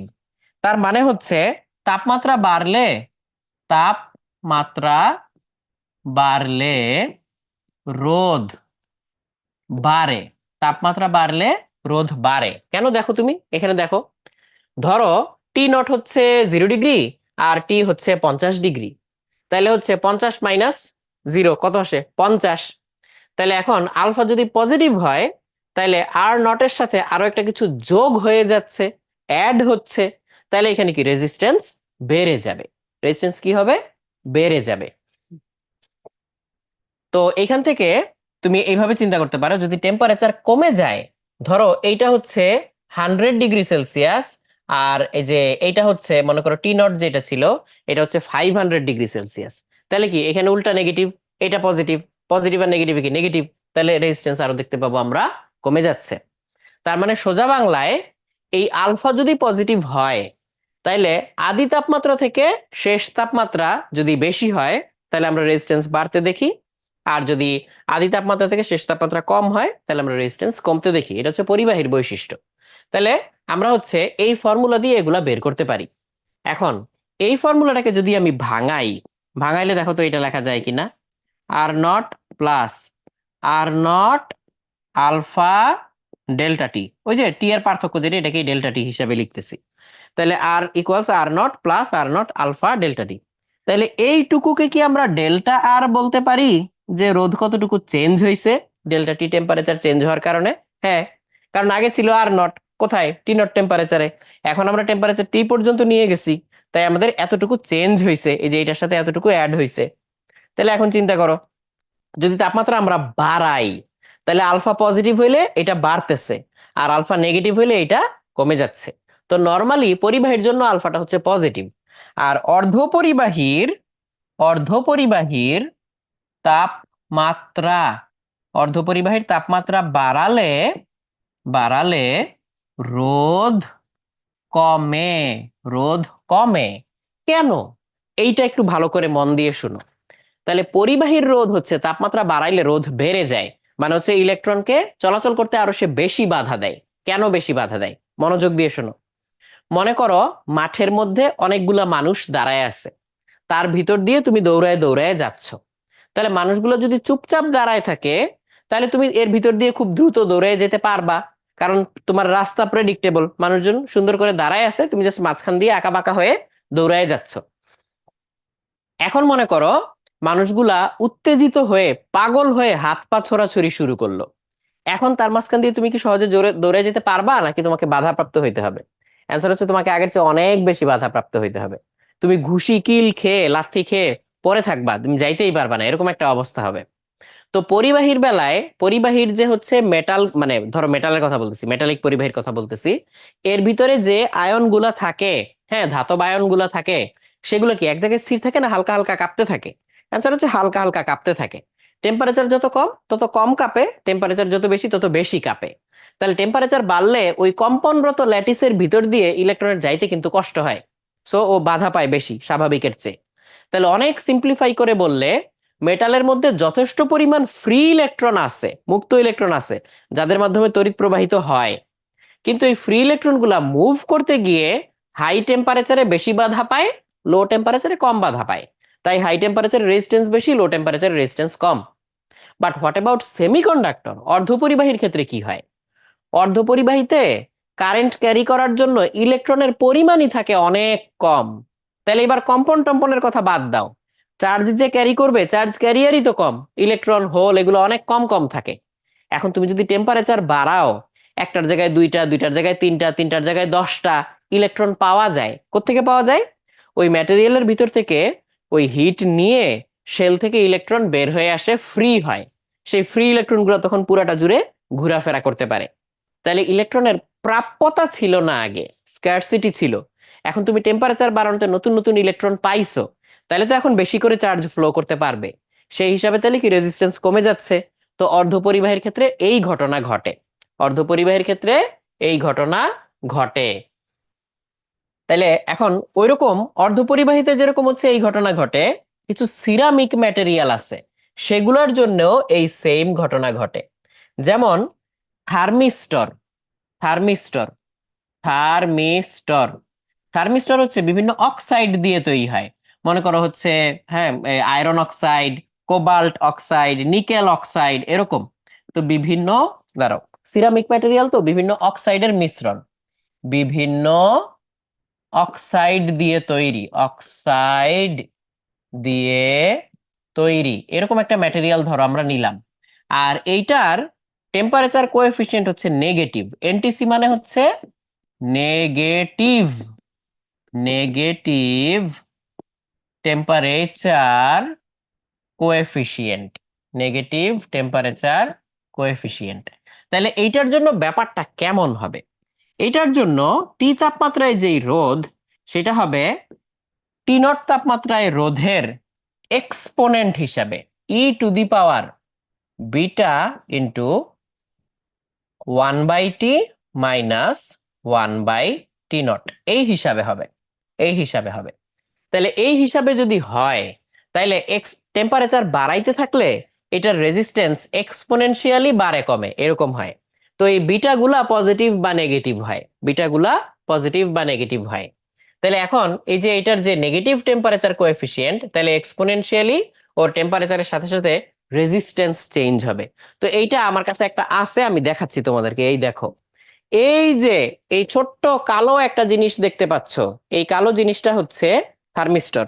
ও, এখানে একটা কথা বইলা নেই, এখানে কিন্তু কেলভিন টেম্পারেচার নিতে হবে।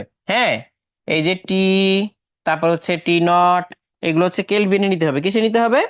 কেলভিন, কেলভিন, কেলভিন টেম্পারেচারে নিতে হবে।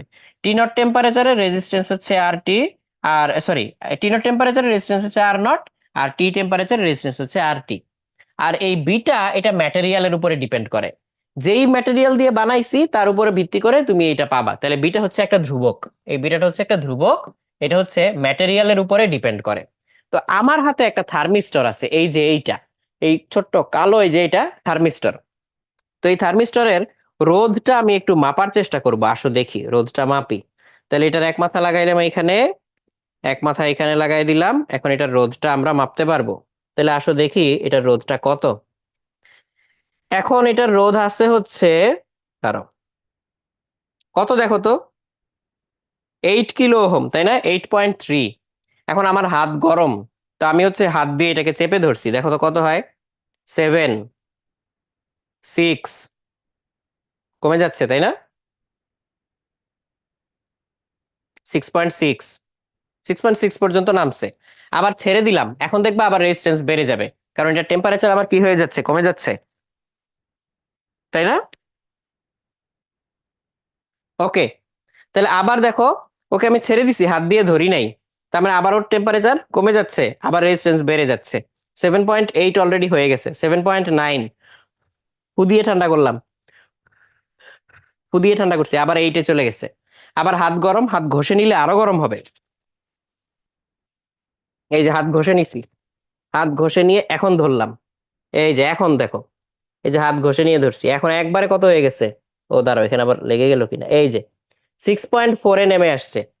তাহলে হাত ঘষে গরম করছি, 6.3-তে নেমে আসছে। আর ফু দিয়ে ঠান্ডা করি, আবার বেড়ে যাচ্ছে,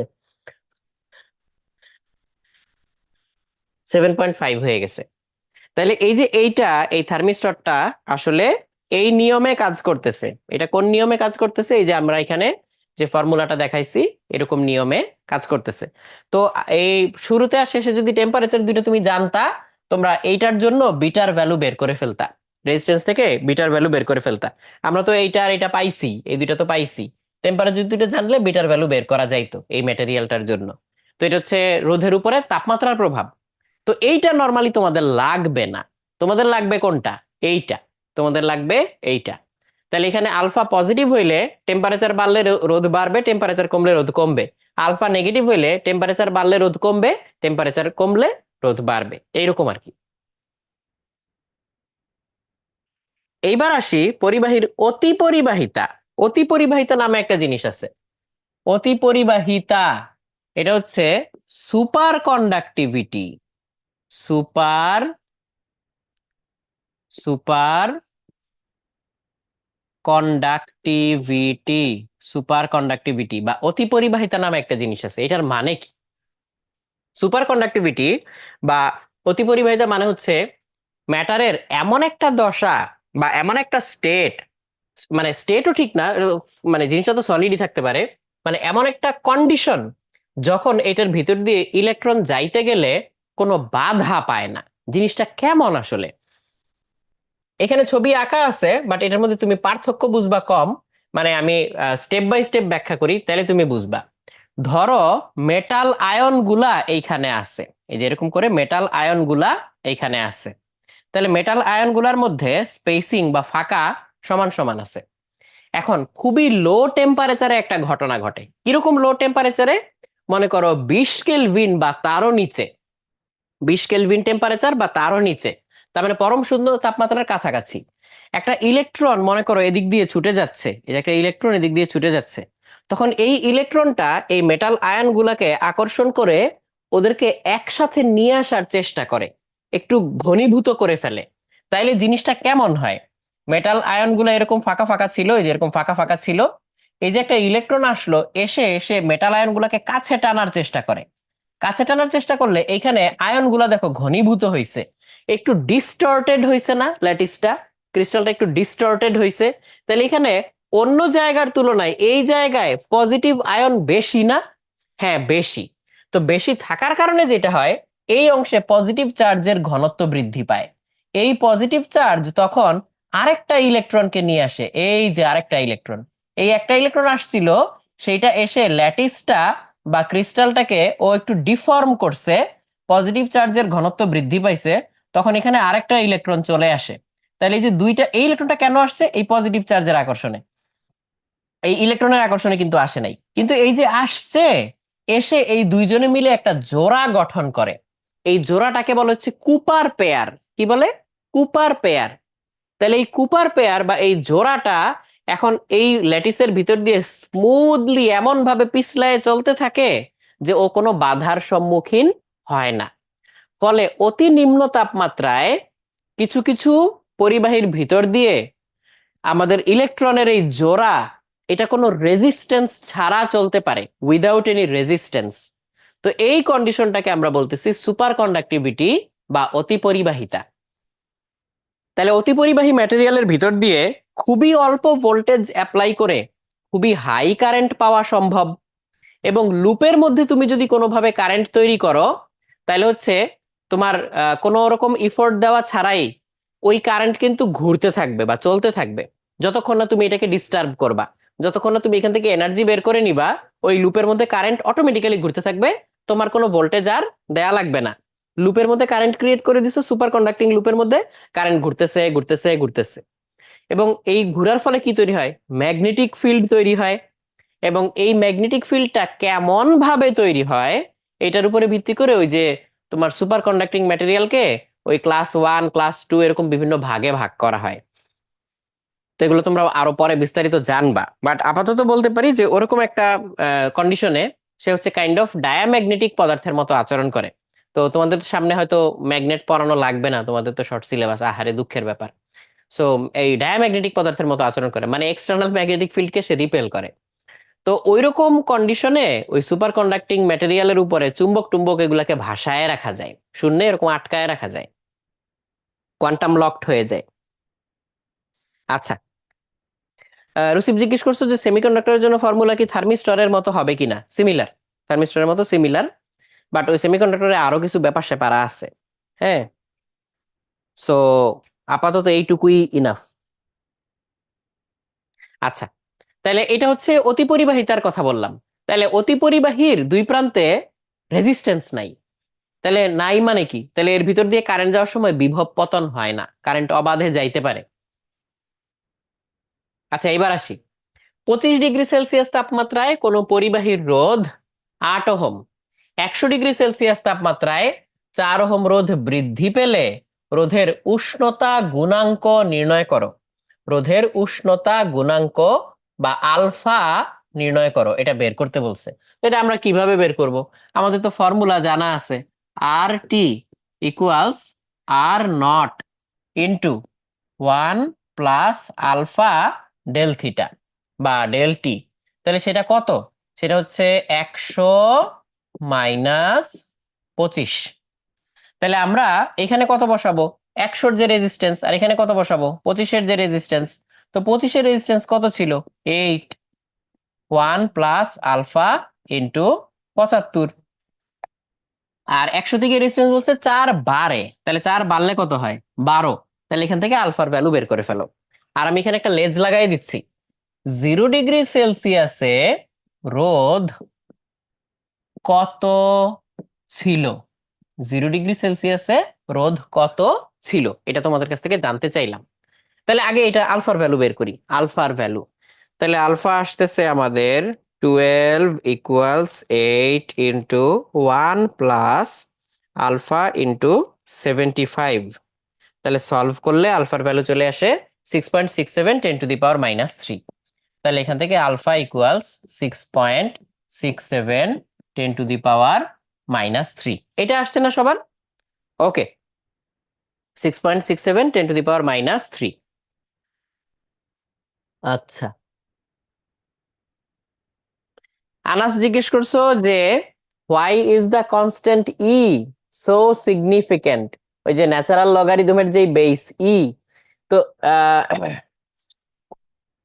ই নিয়ে কথা বলতে গেলে এমনি এক ক্লাস পার হয়ে যাবে। তো কোনো একদিন বলতে পারি। তবে তোমরা একটা কাজ করতে পারো, তোমরা তোমাদের আহনাফ ভাইয়াকে ই নিয়ে একটা আলাদা ক্লাস নিতে বলো, হয় লাইভ নাইলে রেকর্ডেড, যে কোনো একটা। এটা তোমাদের আহনাফ ভাইয়া, রাফিন ভাইয়া, গালিব ভাইয়া ওদেরকে রিকোয়েস্ট করো, খুবই সুন্দর করে একটা ক্লাস নিয়ে দিবে শুধু ই এর উপরে। ই কই থেকে আসলো, কেন এটা কোথায় কোথায় অ্যাপিয়ার করে, মানে এক্সপোনেন্ট দিতে গেলে আমরা কেন ই টু দি পাওয়ার সামথিং দেই, এই জিনিসটা নিয়ে সুন্দর করে একটা ক্লাস নিয়ে দিবে। আচ্ছা, ঠিক আছে, ওকে। তাহলে এটা আসলো, এখন 0 ডিগ্রির রোধ কত ছিল এটা বাইর করো তো। 0 ডিগ্রিতে রোধ কত ছিল? 0 ডিগ্রিতে রোধ কত ছিল? 0 ডিগ্রিতে রোধ কত ছিল এটা বের করো। তাহলে আমরা এইভাবে চিন্তা করতে পারি, আর প্রাইম মানে, আর প্রাইম মানে কি 0 ডিগ্রির রোধ ইকুয়ালস আর নট।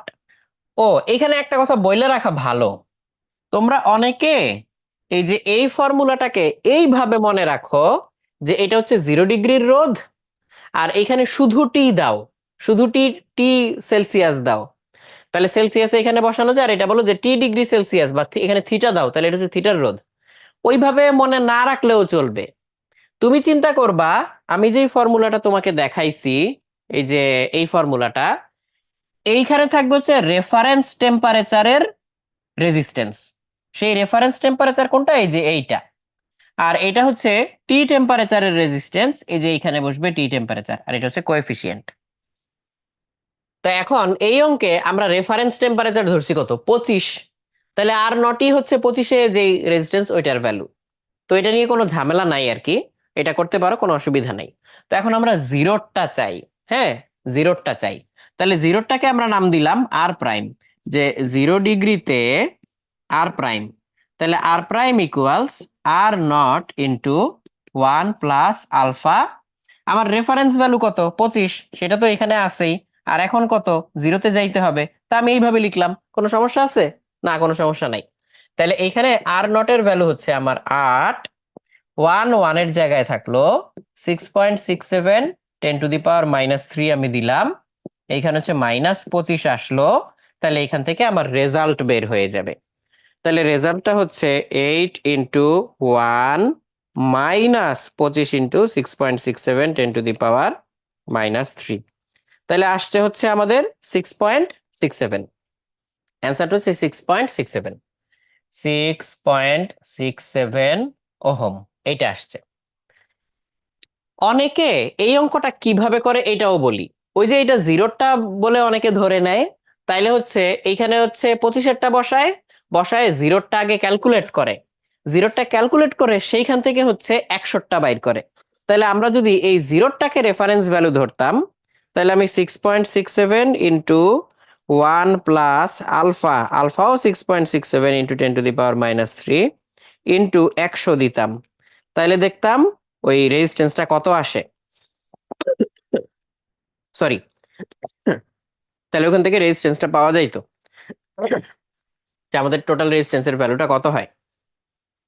সেটা দিয়েও করা সম্ভব, সেটা দিয়েও করা সম্ভব।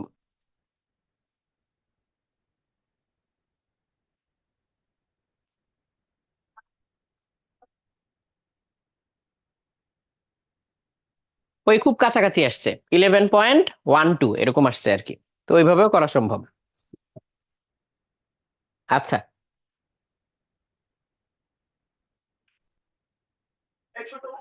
তাহলে 0°C আমাদের আসছে 6.8 আসছে, 6.8, দাঁড়াও তো আবার দেখি, 8 × 1 - 25 × 6.67 × 10⁻³ না, আমার 6.67 আসছে। ঠিক আছে,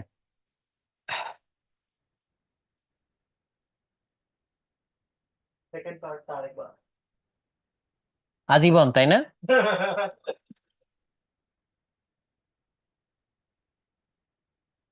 এই যে আমি এটাকে একটু ছোট করে নিয়ে আসলাম এখানে। দেখো, আমি এখানে প্রথমে কি করছি, আমার আর টি মানে কি, টি টেম্পারেচারে রেজিস্ট্যান্স কত, আর নট মানে কি, রেফারেন্স টেম্পারেচারে রেজিস্ট্যান্স কত, 1 plus alpha current temperature minus reference temperature. তো আমার রেফারেন্স টেম্পারেচার ছিল হচ্ছে 25, এই যে 25°C তাপমাত্রায় রোধ হচ্ছে 8, এইটা বলছে, তাহলে 25-এ 8, তাহলে আমরা এই যে রেফারেন্স টেম্পারেচারের জায়গায় 25 বসাইছি, তাহলে এখানে হচ্ছে 8 বসাইছি। আর ফাইনাল টেম্পারেচার কত, 100, তাহলে 100তে যেই রেজিস্ট্যান্স সেটা কোথায় বসে, এইখানে, তো আমি এইখানে বসাইছি, কারণ 8-এর থেকে বলছে 4 বাড়ে, তাহলে এখান থেকে হিসাব করে আলফার ভ্যালু বের করে ফেলছি, এই যে আলফার ভ্যালু বের হইছে, ডান। এইবার 0°C যে রেজিস্ট্যান্স সেটাকে আমি নাম দিছি আর প্রাইম, তাহলে সে আর প্রাইম কত, আবার এখানে রেফারেন্স টেম্পারেচারে যে রেজিস্ট্যান্স সেটা বসাইছি, into 1 plus alpha final temperature minus reference temperature, তাহলে রেফারেন্স তো ছিল 25, তাহলে রেফারেন্সে যেটা 25 ছিল সেটা কি এখানে বসে, তাহলে এই যে 8 বসাইছি, 8 + 6.67 ইন্টু 10⁻³ ইন্টু -25 কেন, কারণ এই যে 0 - 25 যে final temperature minus 25 reference temperature, তাহলে এইভাবে বসাইছি, তাইলে আমাদের এইটা আসে অ্যান্সার, এই তো, আর কিছু না, যা আসছে তাই। ওকে, এসা বলছে যে স্পিড দিয়ে ক্লাস করতে করতে ভাইয়ার ন্যাচারাল স্পিড স্লো লাগতেছে, স্বাভাবিক, স্বাভাবিক। আচ্ছা, তাহলে তাপমাত্রা হ্রাস পেলে রেজিস্ট্যান্স কমে যায়, তাপমাত্রা বাড়লে রেজিস্ট্যান্স বেড়ে যায়। জুবাইর বলছো যে এন এর মান কিভাবে বের করব, কোন এন এর মান? ও, ওই যে একক আয়তনে যে চার্জ বাহকের সংখ্যা, আধান বাহকের সংখ্যা, নেক্সট ক্লাসে আবার এটা একটু বিস্তারিত দেখাবো না, এটা দেখাই দিব না, চিন্তা করো না। ঠিক আছে, ওকে, আমাদের আজকে কাজ শেষ। এটা মনে হয় আগের দিনও তোমাদেরকে একদিন বলছিলাম, the two most powerful warriors are patience and time. অনেক সময় অনেক ঘটনা আমাদের সাথে ঘটে যায়, বাট ধৈর্য ধরতে হয়, সাথে সাথে রিয়্যাক্ট করতে হয় না, রিয়াকশনারি বিহেভিয়ার করলে অনেক সময় হাইরা যাইতে হয়। সো ওই ঘটনায় তুমি সাথে সাথে রিয়্যাক্ট না করে ধৈর্য ধরতে পারো, দেন টাইম নিয়ে ওইটা সলভ করার জন্য চেষ্টা করতে পারো। তো আজকে থেকে যেটা করার চেষ্টা করতেছি সেটা হচ্ছে যে ধরো এটা বললাম, এটা হচ্ছে ওয়ারেন পিসের থেকে নেওয়া হয়েছে, লিও টলস্টয় বলছে। বাট এই কোটেশনটার সাথে তোমার লাইফের কোনো ঘটনার কি মিল পাও? তোমার লাইফে ঘটছে যে কোনো একটা ঘটনা ঘটছে তোমার সাথে, ভালো হোক খারাপ হোক, তুমি সাথে সাথে রিয়্যাক্ট করো নাই, না করে তুমি ধৈর্য ধরছো, পেশেন্স অ্যাপ্লাই করছো, করে তুমি টাইম নিয়ে সেটা এমন ভাবে সলভ করছো যার আউটকাম অ্যাকচুয়ালি অনেক বেটার হয়েছে। তো এরকম কোনো এক্সপিরিয়েন্স যদি কারো থেকে থাকে, নেক্সট ক্লাসে আমাদের সাথে শেয়ার করো, কমেন্টে হচ্ছে লিখে আমাদের সাথে শেয়ার করো। তাহলে ভাবতে থাকো, ইনশাল্লাহ আগামী ক্লাসে আবার দেখা হবে। আল্লাহ হাফেজ।